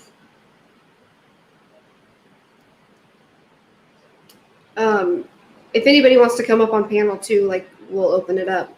I don't know where our other 2 went, but yeah, I don't know where our other 2 people went. Well, 1 is enough for me, honestly. Like we've been saying this whole time, like 1 is enough to spread the word that this case was botched. And that's another thing. There's audio recording where the current DA admits the case was botched. Definitely is. With Arrington, the guy that all of his narratives were left out.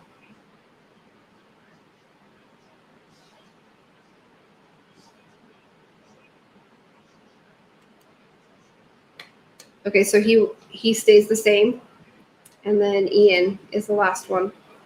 Well, he doesn't say he stays the same. Joseph said he feels that Christian was trapped and that Dylan left to have an alibi and returned to help with the cleanup. Indicted. It sounds to me like he's now leaning towards something nefarious. But he already did. It was Ian that was. Oh, okay. Yeah.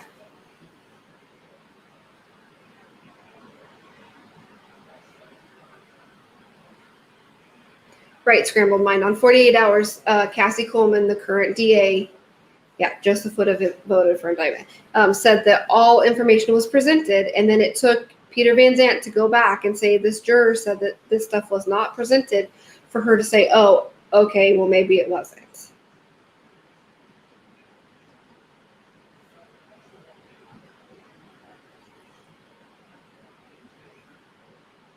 I mean, I have no respect for her either. No.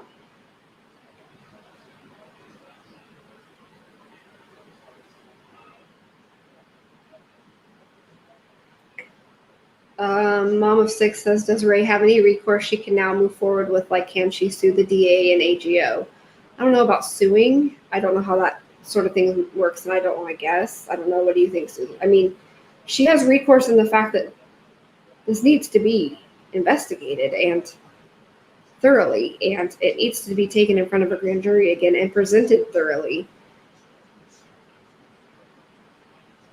And the DA even agreed to that, but then she recused herself. Right, Chrissy, for me, enough, like, I didn't, like I said, I didn't read the whole MPD report, and I didn't read the whole NBI report, but the fact of the matter is the narratives were left out. Arrington's narratives and a few of DeBoer's narratives and the luminol photo, and those 3 pieces alone, and Arden's report, those 4 pieces alone are enough. When they started the presentation with, the Andreacchios have hired 2 investigators that they fired because they didn't find it was a homicide, which is not the truth. Yeah, that's not even true. Truth. And so the entire NBI report is garbage.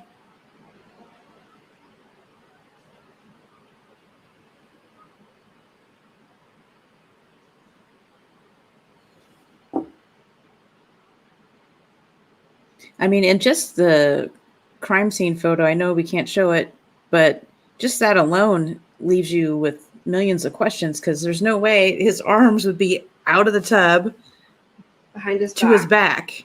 Well, like I say behind his back, but they're to his side, like they were almost all the way to the back. I mean, they were when I say there. When I say to the back, I don't mean like handcuffed back. I mean like they were behind to the side. Yeah. Right. Right. The entire presentation was skewed towards a suicide perspective. I mean, Gypsy throwing those summaries in there. Debbie asked, is the Goodman family prominent to the area? No. I don't think prominent is a word. Infamous. And it's not the Goodman family. It's Whitley's other side of her family.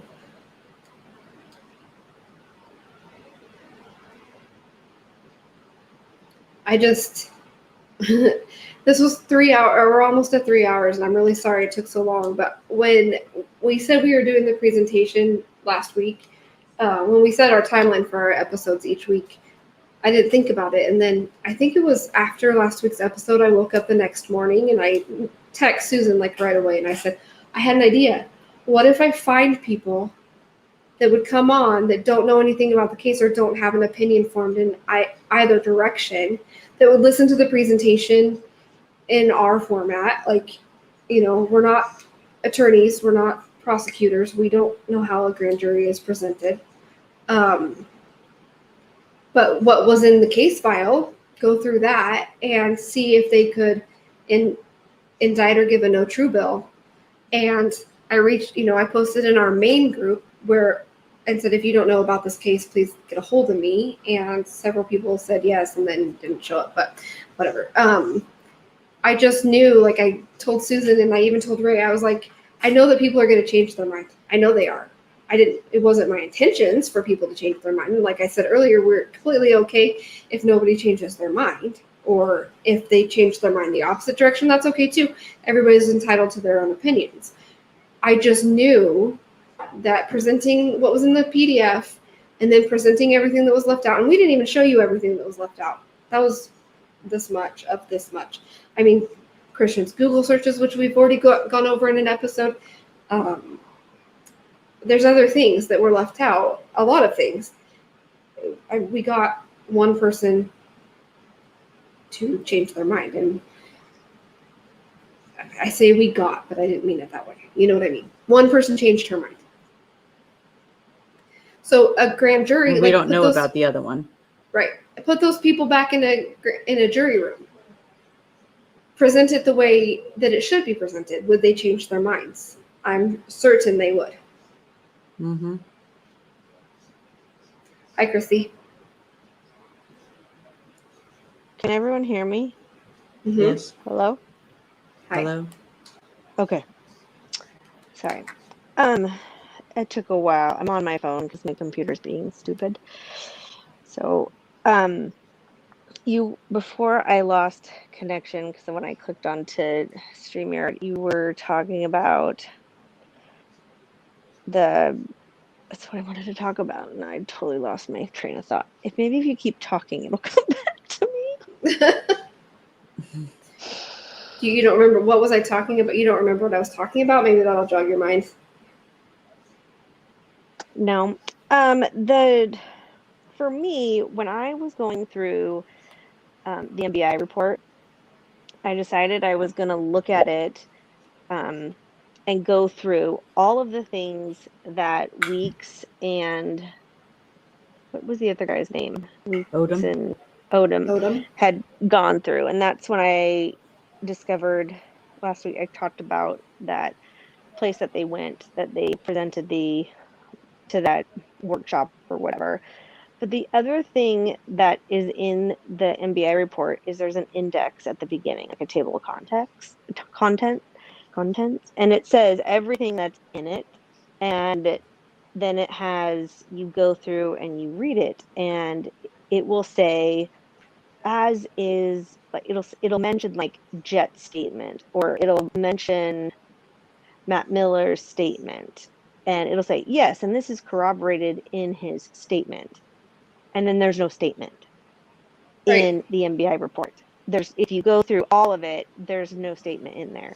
Oh, it'll say we talked to so and so, but it doesn't say the date they talked to them, which is in a narrative. And if people have seen other narratives, a police narrative, it says like the date, the case number, it will have who was there, who's typing it up, who they're talking to or about.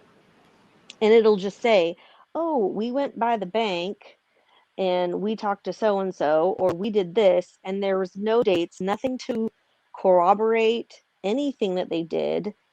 They didn't mention who they spoke to. They don't mention if they came. One time they said, or a couple times they said they went to MBI headquarters, or they went to some headquarters, or they met at that station. But they still, again, there were no dates. None of it. Not even when you, right. Nothing was in there to say this is when it was such a joke. Yeah, it's all garbage. There's no proof of anything. And it's all right. Well, this could have happened. Well, this could have happened. That's it. I mean, it's garbage. Right. It's garbage. And in it, they say, oh, we talked to so-and-so, but I think somebody told me that all they did was look at the statements from the Meridian Police Department, those statements. Mm-hmm. And then they might have asked, they might have done those interviews, but they didn't. I don't know if they didn't take notes. I don't know what they did, but in the pictures of the bathtub, they said, oh, there were gouges, but there were no pictures. Nobody took any pictures. Yeah. And then with the Dylan thing, it's like they told him, hey, man, this doesn't fit. And so Dylan made up something that made it fit.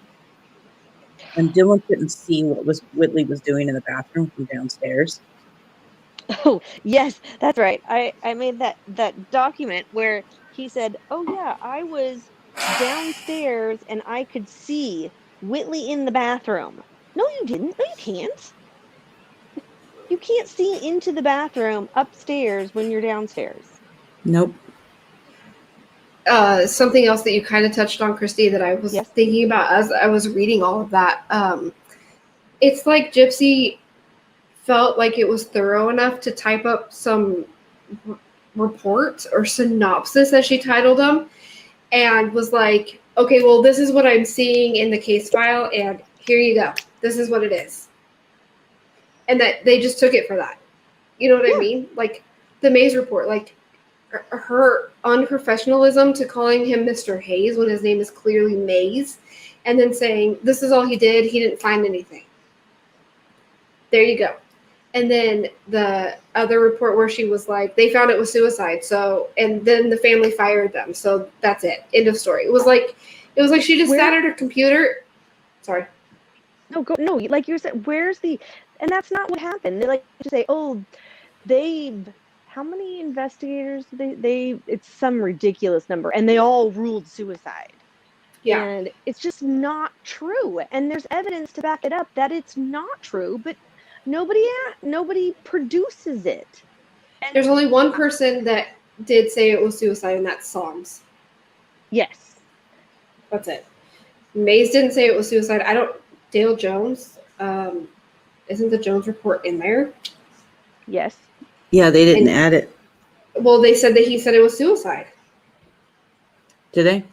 Yeah, it was one of the first things I read. I'm pretty sure that's who they said. Let me go back. I'll go back and correct myself if I'm wrong. But they said that he said it was suicide, that the Andreacchios had fired 2 people. He was one of them.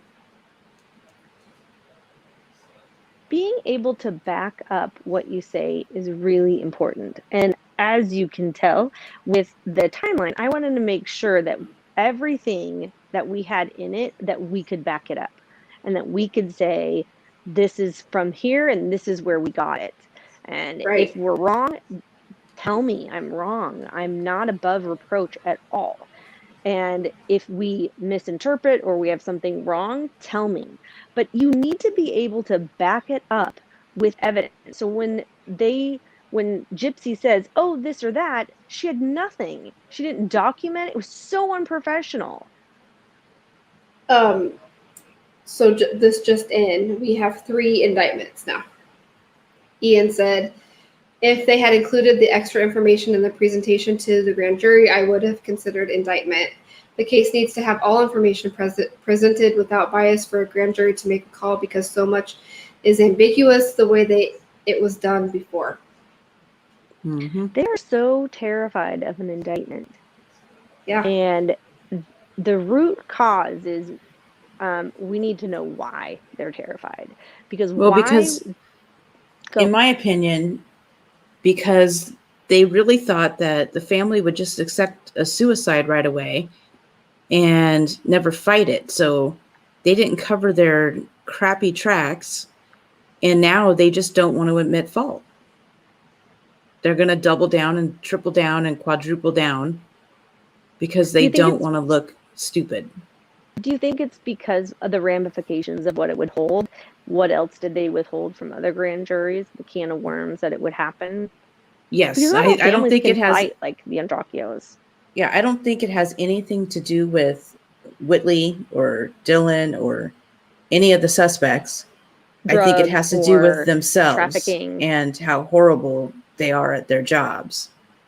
And that it would open up a can of worms. Every single thing would have to be looked at. Well, it's like you pull it one thread and you unravel the whole sweater. And that's the other thing.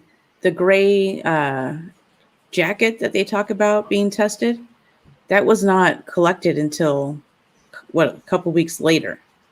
And we don't even know if she wore it. Yeah, we don't even know if she wore it then. So it's so irrelevant. Right, and it could have just been grabbed as she was leaving to go to the police station. Yeah. It doesn't mean it was... They should have asked her, what were you wearing prior? Taking the clothes off of her that she was wearing at the police station. Or where are the photos of what either one of them were wearing or their bodies? Right.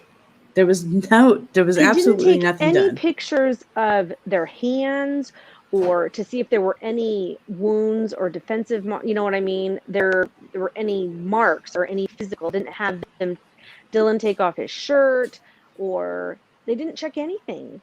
No physical evidence collected from the scene besides the gun and the bullet and the shell casing. And easy to swab for GSR on clothing. It's not difficult.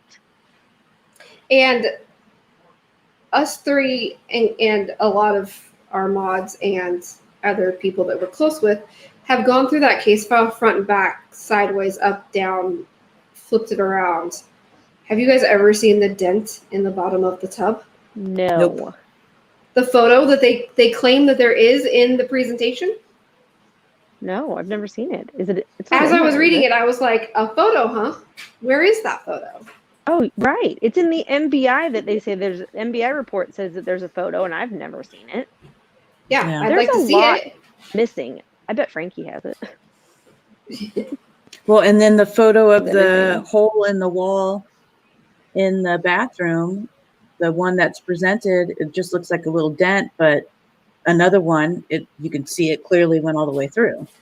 And that second photo came from Frankie's files that he uploaded into another group that I got into, and then downloaded that because he's cut all that off. You can't get to any of that. Yeah. He had a lot more. I mean, it was a mess. However he received it, it was a mess. But because I had to use this PDF website to break things apart and organize it and whatnot, because it was a mess. Of course, now I can't. I read it. I read that Psalms and another one said that, or found it was And sleuth by suicide. proxy, I don't know if they entered expecting a suicide, because in their narratives, they don't buy what Whitley and Dylan are selling. I think that they just were told, wrap it up, it's a suicide, and they just went, all right, I'd rather go grab a burger, so let's wrap it up. And they're just doing what they're told, like you said.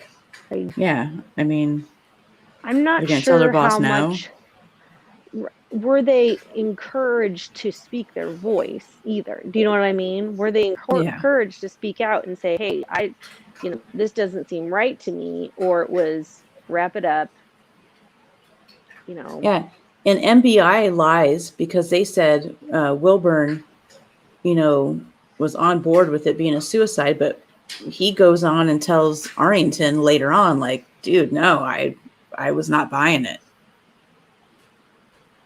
I wonder how that interview went with him. And Arrington, I mean, he's got audio proof of his. That's right. And anybody can go back and interview them. Right. They can be interviewed now. Right. I say that because the other side likes to say you can't trust Arrington because he has a lawsuit or he was fired or whatnot. Send somebody else to ask them then. The only thing with Arrington is what happened to him is retaliation for him recording. Total retaliation. Recording those meetings and for believing homicide. I don't believe he's guilty of what they claim. And hasn't that lawsuit been dropped? Yeah, he's not in trouble anymore. Yeah. Well, they dropped it. Yeah, they dropped it because there's nothing there. It was 100% retaliation. It was a distraction to discredit him because they knew it was coming out. Yep. And they were mad at him for recording those audios. Okay, so it says page 2 of the NBI report. Page 2, which mind you, page 1 is the cover sheet. Page 2 is the beginning of their investigative report. Third paragraph, so 3 paragraphs in, it says the Andreacchio family had already fired 2 different private investigators after they concluded that Christian's death was a suicide. That's not true. And why is that necessary? It doesn't matter what the Andreacchios do. Do your job. Do your job so the Andreacchios don't have to pay for this. Right. That's the part that they conveniently leave out. Another thing is they went paragraph after paragraph after paragraph after paragraph, page after page that I was reading of what that collective did at that thing in You know what I'm talking about, where they said that they listened to the 911 call and Oh, yeah. yes, August 25th, 2014, when they went to that Institute of Police Technology and Management, like they went through everything that they did. Like they looked at this and they looked at that and they looked at this. It's not their job. And what did you give them? Show us what you gave them. Did you give them the grand jury presentation? Well, I personally believe none of that happened. And I really wish that some cop out there that was at that would come forward and say, we never even heard the 911 call. I did 'Cause find two. I do not and believe any of that happened. I did find two. They're from Alabama, and I have their names, and I've considered, but I don't know. Someone else wants to reach out to them. I don't know. But I did find them, and I looked them up because I wanted to see what type of individuals they're, stand-up people. So, Scrambled Mind said, I have a question, not trying to insinuate any wrongdoing or intention, but is it common for a 911 operator to ask the caller, who is it, speaking of the victim? I mean, he didn't give that name, so they needed to know who it was, but I mean, I guess she probably could have answered it in a more professional manner, or asked it. what was the question? Scrambled Mind asked, is it normal for a 911 caller to say, who is it? Because she did. She goes, who is it? And he goes, Christian Andreacchio. Yeah. Well, I mean, they do kind of ask that, but usually the caller doesn't give a name. They give like, oh, my son or my friend or, you know, that type of thing. I mean, at least from what I kind of gathered in that 911 book. It was mostly because he doesn't responded.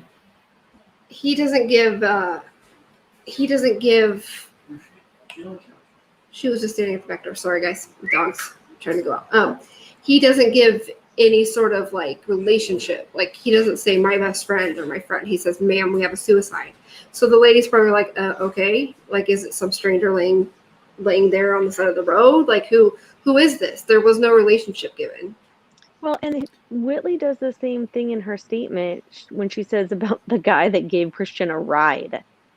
Yes. Yeah, she was distancing herself. Yes, they all were distancing themselves. And in Dylan's handwritten statement, he also says when he refers to Matt, he said a man and he changed it to a boy. Yeah. Yes. And he says the destination, upon arrival at our destination, as if he's a tour guide. Well, it sounds like one of those GPS things. Yes, you have arrived. Okay, so RN Mom brings up a good point. She says this all starts with Bill Mitchell. Now the AGO's office protecting him. Absolutely. And we are getting there tomorrow. Or tomorrow. I won't have any voice tomorrow, to be honest. Next week's episode is we're breaking down all the players in this case. We're going Whitley, Dylan, Jet, Zach. You're all going to be featured. Bilbo, Hayes, Burns. Anybody that's ever been mentioned in this case, like, doesn't have to be a suspect. We just want to explain who they are. We're not doing anything wrong doing that. They're in the case file. We're going to explain even like Dallas, a friend who was Chelsea. Interviewed. Right. Yeah. So if any of you are watching and you would like to come on and tell us what you know, feel free. We're nice people. And after we do that, we're getting into the corruption. Like, I made myself a note. And my first one to start digging into is a little lady. And it's not Whitley or Cassie. So yes, so next week we're going to get into all of that. Yeah. So does anybody, Chris, do you have anything else? Like, we're at 3 hours. 3 hours. Yeah, We I didn't might have have any closed hiccups. my eyes for part of it because I heard I so still much. have to walk my dog. No, that's okay. I did a lot of yard work, so I was really sore and tired. But I just wanted to touch on those inconsistencies and how, or why didn't anybody else question it? Or is that how they always do it? So nobody ever says anything. Well, hopefully we can dig into that next week and find more, more cases where they've done that. I mean, did you see that one that we got sent last night?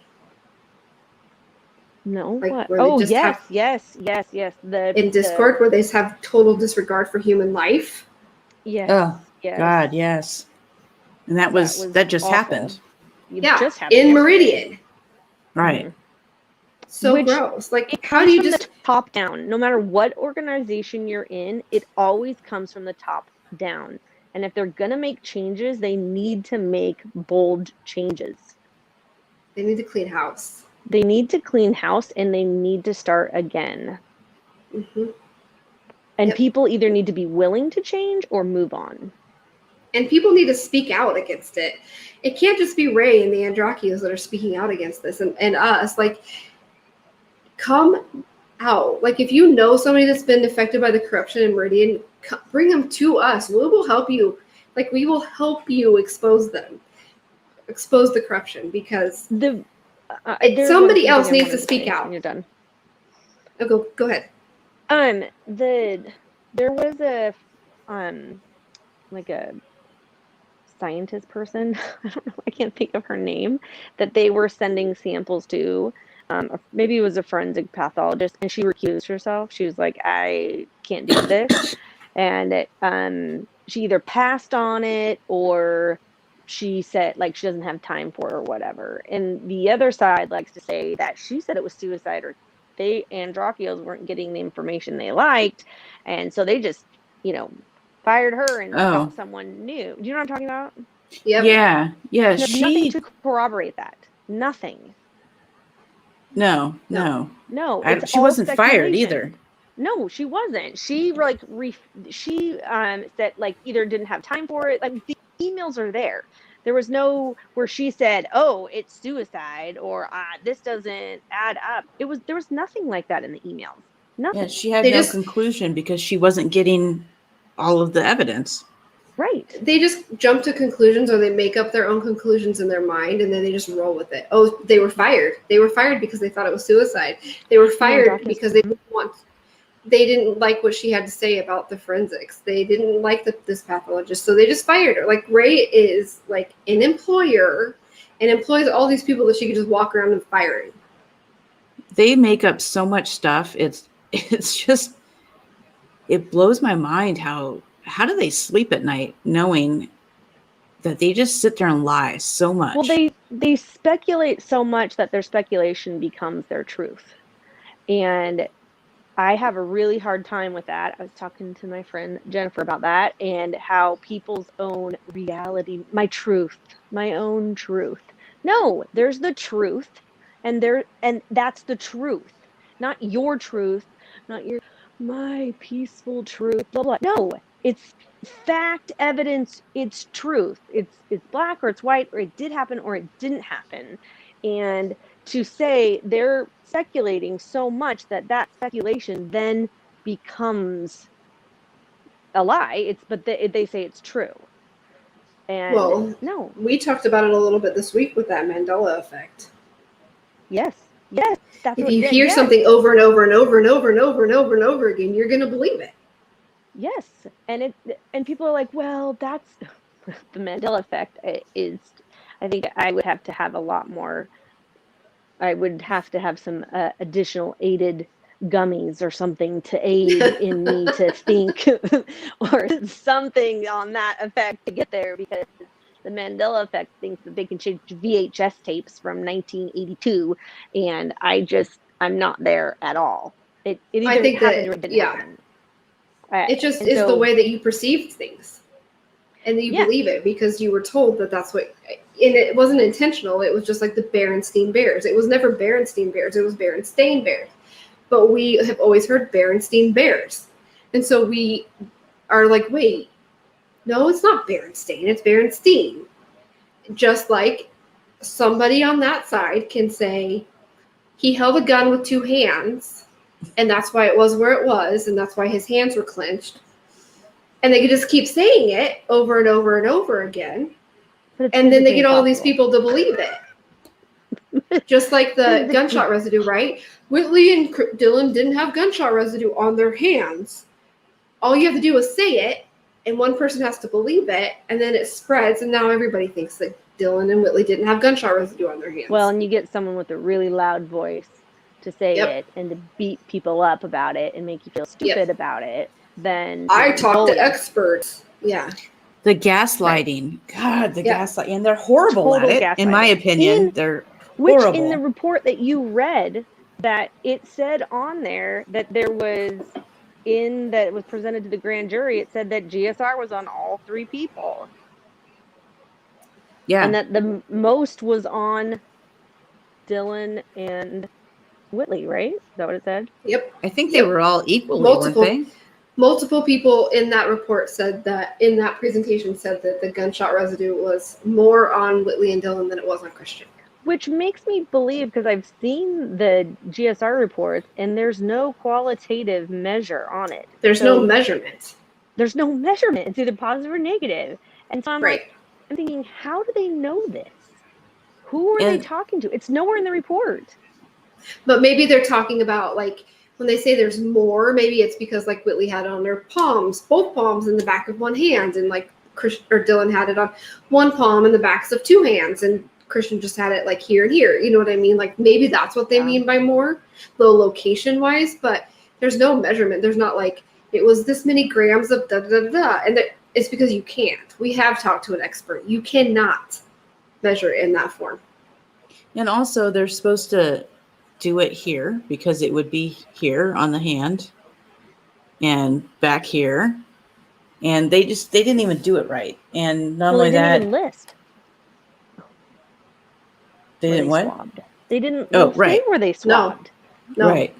And there should be. I've looked into it, and gunshot residue is such a touchy subject because they don't even allow it since like 2008. No, you can't even be admissible, along with what are those called? Lie detector tests. Right. Those aren't admissible either, and I hate them. I tell my kids, don't take one if you ever get pulled over or whatever. I don't care what the cops tell you. And I love it's just a small part of the puzzle. It means absolutely nothing. If you Google gunshot residue tests and then you just click on images, you can, like, scroll and see gunshot residue tests that have been performed in the past. And there's, like, forms. Police departments have forms where they fill out, like, they pencil in where they tested. I swabbed here, I swabbed there, I swabbed here, I swabbed there. And most often they have the webbing of a hand swabbed and the outside, because it's going to come out, like Susan said. That's where it's going to hit first. I mean, that reminded me. And down the arm if you're holding, like, a bigger gun. Right. You reminded me when I was first dissecting the narratives, and I thought, man, these are weird. Reading the ones from Meridian Police Department, like what they would include. I was like, is this how police narratives normally are? So I Googled it, and I was like, what should be in a police narrative? And what would be the most important and, like, pertinent information that you would want to put in there? And some of them have it, but a lot of times they don't. They don't have it. Like, nobody said in the narrative the time that they arrived. Like, they're supposed to say the time that they arrived, or, like, there are different things that they should put in there and objectively, and it wasn't in there until one of them was when I read Arrington's ones. Those ones were like, wow, this is what I'm looking for. This is what you would expect to be in a police narrative. Some of them had it, but a majority of them did not have it. Well, no, narrative should be pretty long. I mean, a lot of those were like little 3-sentence paragraphs, like, especially when it's a death scene. It's not in a questionable death scene. It's not like he keeled over from a heart attack. And to go back to the GSR real quick, somebody who enters the room 5 minutes after a gunshot can still get GSR on them because it's like just particles floating in the air. Like, think of an aerosol can being sprayed. Well, especially that's how it comes out. Door, and you can be 15 feet away and get it on you. So that's why GSR is hardly ever used anymore. And that's why they can't, in every GSR report, they can't say, like, outside of environmental sources, this is 100% GSR, and they can't, because they can't. And they can't say who pulled the trigger either. Right. That we learned from the specialist that we talked to, or the expert that we talked to, that gunshot residue only shows if, not how. I always have to remember that in my head, but it's if, not how. If a gun was shot, not how. Yeah. And yes, Allie, you're right. Gunshot residue is delicate. It is delicate, and it doesn't last hours. I mean, I think I have my notes upstairs, but up to 8 hours, and that's only if the person's like not moving. Like you can't be washing your hands, showering, sleeping, driving a vehicle, brushing your teeth, brushing your hair. Like it'll rub off on the things that you're touching. Texting on your phone, making phone calls, like all of those things are going to rub it off onto something else, transfer it off. So for her to say that it happened because of the night before, no, there's no way. She would have had very, very, very, very, very, very minimal. Very minimal. But she didn't have anything from the night before. No. There was no night before. No. And did you notice when I was reading, Matt said 2 nights before. Yes, that's always been. And so did Zach a couple of nights before. Yeah. Well, just like Matt had said, she reached out to him a few days before the incident in an audio interview. And they're all playing it off like she called him that night. Yeah. Yes, and she was in bed supposedly sleeping with her dog. No. And her and Christian went for a drive. Oh, yeah, that day. Yeah. And she was fighting with Christian. Like, they ate Chick-fil-A, right? Like, so all these things that she's touching and doing, she's not transferring that gunshot residue off of her hands. Don't buy it. But see, then again, we'll just go back really quick. The other side wants us to believe that Whitley didn't have it on her. Even though Whitley jumped up and said that she was going to have it on her, even though she did have it on her, they want us to believe that she was not positive for gunshot residue. So they just keep saying it over and over and over again until they get a few people to believe them. No, and in that other, I mentioned a couple months ago, I found another case in Mississippi where someone was positive for gunshot residue, and it was, ironically, it was a suicide. They ruled it suicide, or they ruled it homicide, and it was a suicide or something like that. Similar, and they said, aren't there supposed to be like 3 particles or 4 particles? Like 3 particles. Anyway, they listed an extra particle. And they said, oh, they were positive for 3 out of the 4. And, they were positive for gunshot residue. And I'm just thinking, do they all use the same test? That's why the expert that we spoke to said that you can't. It's just so unreliable. That's why a lot of courts won't even allow it in. Right. Because it can be transferred. You could pick it up from other places, and it's just. Well, yeah, and the other side with them saying, Christian was the only one that was indicative. All 3 of the reports have the same wording. I just read them. Yeah, like where do they make up this stuff? Like, drives me fucking insane. Sorry. There's no way that he was leaning over that tub with his hand and killed himself on his knees over that tub. There's absolutely no way it happened that way. No. Nope. Show me the picture of the bullet striking the bottom of the tub. I'd love to see it. I just read about. Where is it? I want to see the picture. And how does a bullet and the shell casing both end up next to each other? In the same spot. It doesn't happen that. I don't know anything about guns, and I know that doesn't happen. Well, his hands being outside of the tub, they said, well, Whitley moved his body. Okay, she hugged his waist, supposedly, and it shifted his body, but how did Which would have made that gun drop. Which would have made the gun drop, and how did his arms get outside of the tub? It didn't happen. Nope. He's leaning over the tub. The arm doesn't then come out from under. It's just physically not possible, and it's ridiculous. They even entertained it and said that's what they think happened. I mean, and then add the luminol. Yeah. The luminol proves he was nowhere near the tub. And if you want to play devil's advocate here, where's our devil's advocate? I need her. But if you want to play devil's advocate here, and let's just say, for shits and giggles, that his hands were inside the tub, okay, and she pulled him out to hug on him, he would be coated. His hands would have been coated in blood. And she would have had more blood on her. Well, we don't know because they don't report other than saying she wasn't covered in blood. There's one narrative that said that she didn't have any blood on her. But Right. she weighs 100 pounds soaking wet. It didn't happen that she pulled both arms out of the tub. And she couldn't fit between him and the left side of him because there was only like 8 inches there. She's not that small. Sorry, didn't happen. Yes, Allie. So sum it up in their words. He shot himself, cleaned the bathroom, adjusted the gun, leaned over the tub, then put the gun in front of the tub, come the F on. Yep. He's magical. Yep. And as of last week, he also had a cadaveric spasm, and that's why his hands were the way that they were in the autopsy photos, because when he shot himself, he spasmed and his hands stayed in the trigger position, but in both hands. So he was double gunned. He had 2 guns. We have a missing gun now. We need to investigate the missing gun.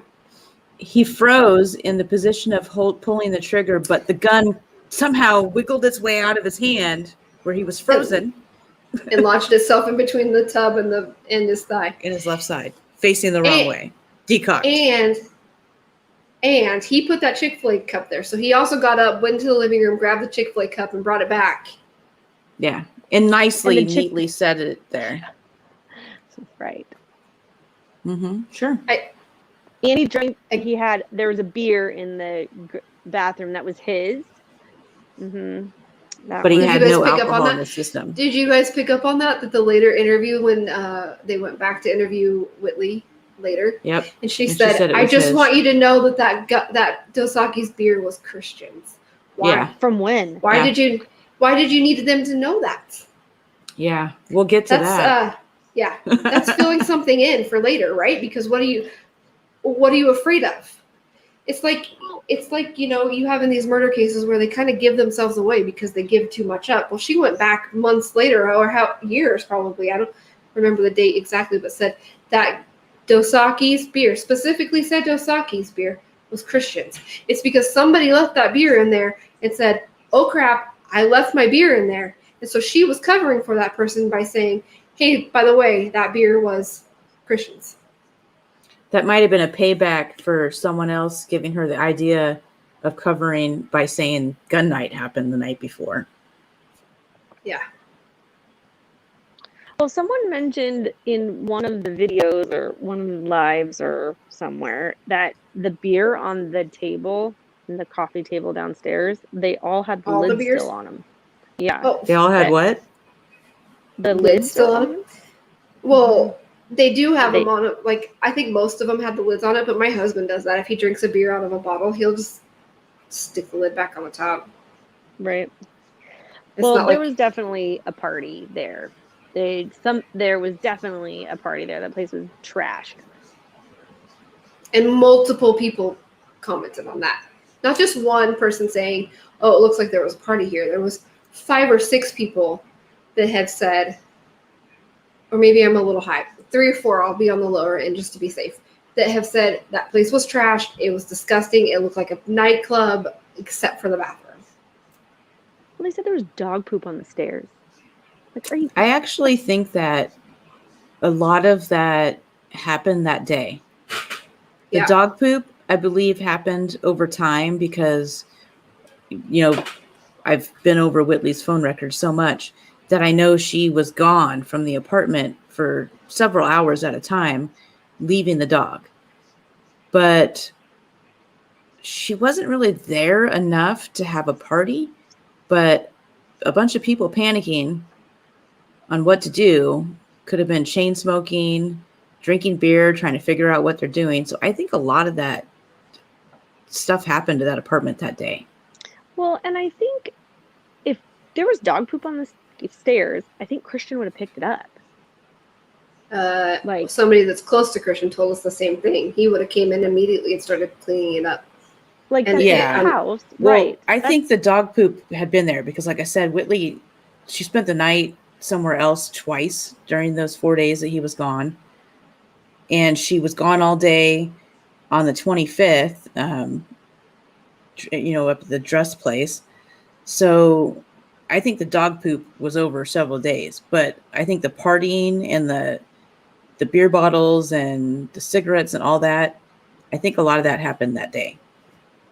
Okay, so question then. If I guess I would want to ask the EMT this question, was the dog poop old or fresh? If it was old, then I would 100% believe that Christian was killed almost immediately when he got there, because I think that he would have started cleaning up. Well, I believe If he there's was dog poop on killed the right stairs, away. yeah, like I there's believe You're he not going was to just killed. sit in it. I believe he was Right. killed right away, but I also believe that he probably walked in and shit his fucking pants, and that's one of the reasons why he was probably killed right away, because he walked in and probably flipped out about the dog shit. Sorry for all my cussing. Like I just think that if he wouldn't stay in that apartment all day with dog poop on the stairs. No. No, And well, he driving. would, Anytime Dylan went up and down the stairs, why didn't he pick it up? and he wouldn't smoke inside the place either. He didn't smoke inside, but yet Dylan's statements claims that he was sitting on the couch smoking. I don't remember what I was going to say now. I think that, well, we know that Christian didn't like a messy place. Josh didn't like a messy place, so he didn't leave it that way. And that's verified from people that are friends with Christian that we've spoken to, not just his family. So, I mean, there's just no way. And can you imagine? This is what I wanted to touch on really quick. Could you imagine if the police had done their job and grabbed those beer bottles and tested them? The Dos Equis beer, the Chick-fil-A cup, the beer bottles on the coffee table. Could you imagine if they tested those? If they had sent those in for testing and what it returned? We wouldn't even be here talking about it right now. I can guarantee that. Yep. And Allie, I agree. I believe he was killed within the first 20 minutes of being home. Christy, did we lose you? No, I'm here. My daughter's asking for ice cream. Oh, it's okay. We're 3 hours and 30 minutes in, and yeah. I have to eat dinner. Yeah, no, I'm done, and I gotta go because we're gonna watch Monk, and so it's that time. So, anyways, it's can't wait for next week. Does anybody else have any questions they want to talk about? And anybody else want to come up like really quick? We don't mind. I'm just starting to get a headache. Thanks, Christy, for coming up. You're our tried and true soldier. I can't wait for next week too. If anybody is local and watching right now and you have incidences of corruption, or you know somebody that's gone through something similar and they just don't want to speak out, come to us. We will speak out for them. We don't have to give out any names. We wouldn't do that, or particulars if you don't want it, but bring it to us and we will definitely dig into it. We are ready to hit that corruption hard. We're not scared. Are you scared, Susan? Hell no.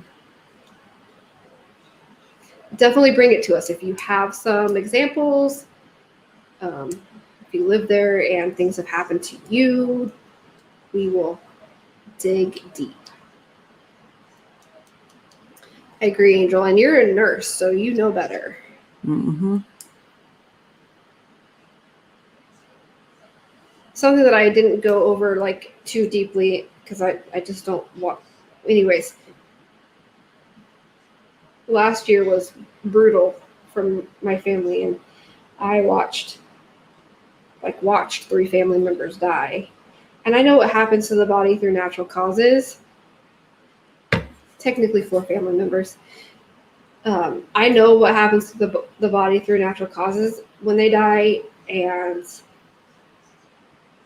the things that I saw, the things that I spent 27, 28, 29, 30, 31 days at hospice with 3 family members, sorry. I saw things that I don't need to discuss, but I know that the condition of Christian's body, he was dead a lot longer than they want people to believe. And unfortunately, I wish I didn't have to know it that way, but I do. And so I know they're liars. Oh, thank you guys. I didn't bring it up for sympathy. I brought it up for facts, but it is what it is. Like, I mean, it isn't what it isn't. Like, it's my family, but seeing it is different than just reading about it. And seeing the changes the body goes through as they're dying isn't something you'll ever forget. And seeing, like, I could tell you prior to the beginning of 2020 to now, like, I wouldn't have been able to look at Christian's autopsy photos and been like, oh yeah, that's what that is, and that's what happens there. But now I can, and I'm not any sort of medical professional at all.